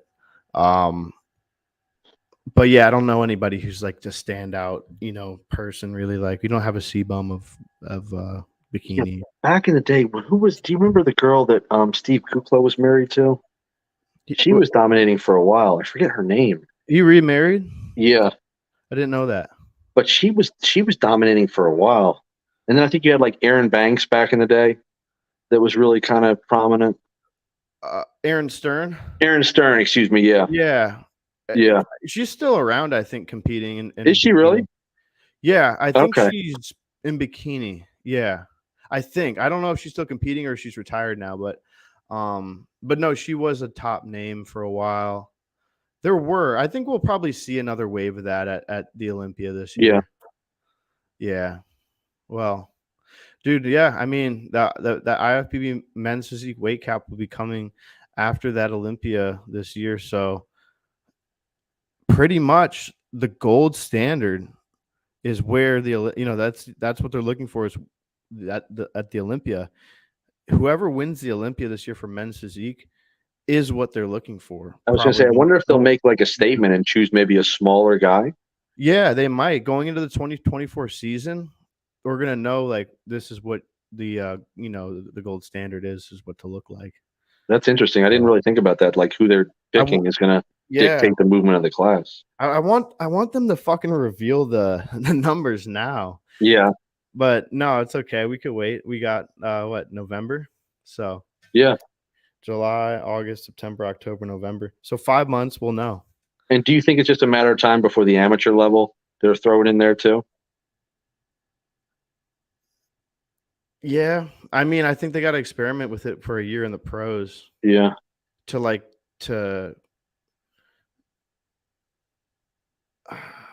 I mean, I don't think there's any other division that has a weight class at the pro level. Because you have to create that standard with the professionals first, because it's like these guys they don't want to shut the door off to the 230 5'7" dude who walks in just like, I want to do men's physique. They're like, yeah, I'll take your fucking money. Like, exactly, you're right. Sign up for bodybuilding and classic. That's a good point. You know, so they're gonna leave that door open, I think, for a bit. You know, That's a really good point. they might leave it open the entire time. You know, but can you Yeah. turn pro like that? Yeah. You know, can you turn pro when you're 10 pounds over what your pro stage weight would be? And then Or you're you going to gonna have get amateurs that are like bigger than the pros. That's going to be weird. yeah. No, yeah, that would be weird. So I mean, Like you that telling will somebody that just won his pro card, you're going to have to downsize you're gonna now. be backstage at like nationals, like, damn, dude, this dude's fucking huge. This guy's Yeah, gotta be like 20 pounds over the fucking pro weight cap. exactly. And then you're like, he's gonna kick my fucking ass. And then it's like, well, they're not really looking for that anymore. Like, Yeah. yeah, dude. Like, there's gonna be some interesting shows. I don't know. Men's physique will get interesting because you're gonna have like, I don't know. There's always that dude that's just huge that you're just like, that guy won. I remember seeing a show a few years ago. 2 years ago, it was the I don't know which show it was. It was a Tim show, I believe, and it was here in Tampa. And this dude, he might have been like he had to be at least 210, 5'7", 5'8". Big dude won the show. And I'm like, that dude's big, dude. That guy looks like a bodybuilder. Like, Yeah. that guy could go just throw on, you know, the mankini and be in bodybuilding. And like, you know, fucking yeah, I don't know, man. Well, you see some of those, like I always go on NPC News Online and look at all the show results. Uh-huh. Sometimes you'll see a show where the guy that won bodybuilding is not as big as the guy that won physique. Yeah. You know what I mean? It's pretty crazy. Yeah. Go on NPC News Online, just look at the most recent shows, and then look at the men's physique overall winner, and then look at the bodybuilder. Yeah. Or look at the classic guy and just see what you see. And you know, if you have a thought yourself, comment below on this video and let us know your thoughts on any of these topics. You know, we Yeah, kind for of went sure. all across the board on everything here. But if you have any questions you would like to see in a future episode, let us know. You could reach us on Instagram at Matt Girard is what my account is. And then Jimmy's account, I listed it below. It's leoni.jimmy. And then lastly, this is not medical advice. No, not at all. Viewer discretion is advised. We're not doctors, nor do we play one on TV. Yeah, strictly entertainment and education purposes only. So, bodybuilding, do whatever the fuck you want. There's no rules. We don't make them. We're not going to enforce them, but we are going to put our discretion to let you know that whatever you do is up to you, and we're going to do what we're going to do. So appreciate you guys tuning in. And yeah, man, we hit 2-hour mark on this one. That was so awesome, bro. That was a good show. Yeah, man. Future episodes coming up, guys. We're gonna do these every Saturday, actually, 9:30 p.m. Eastern Standard Time. As long as that works. If it changes, It works good for me. Yeah, we'll move it around. So I'll put out the link and share with your friends. Like, comment, subscribe, hit that bell notification. Helps out the algorithm, and that's it. Thank you, guys. Yep. Thanks, guys.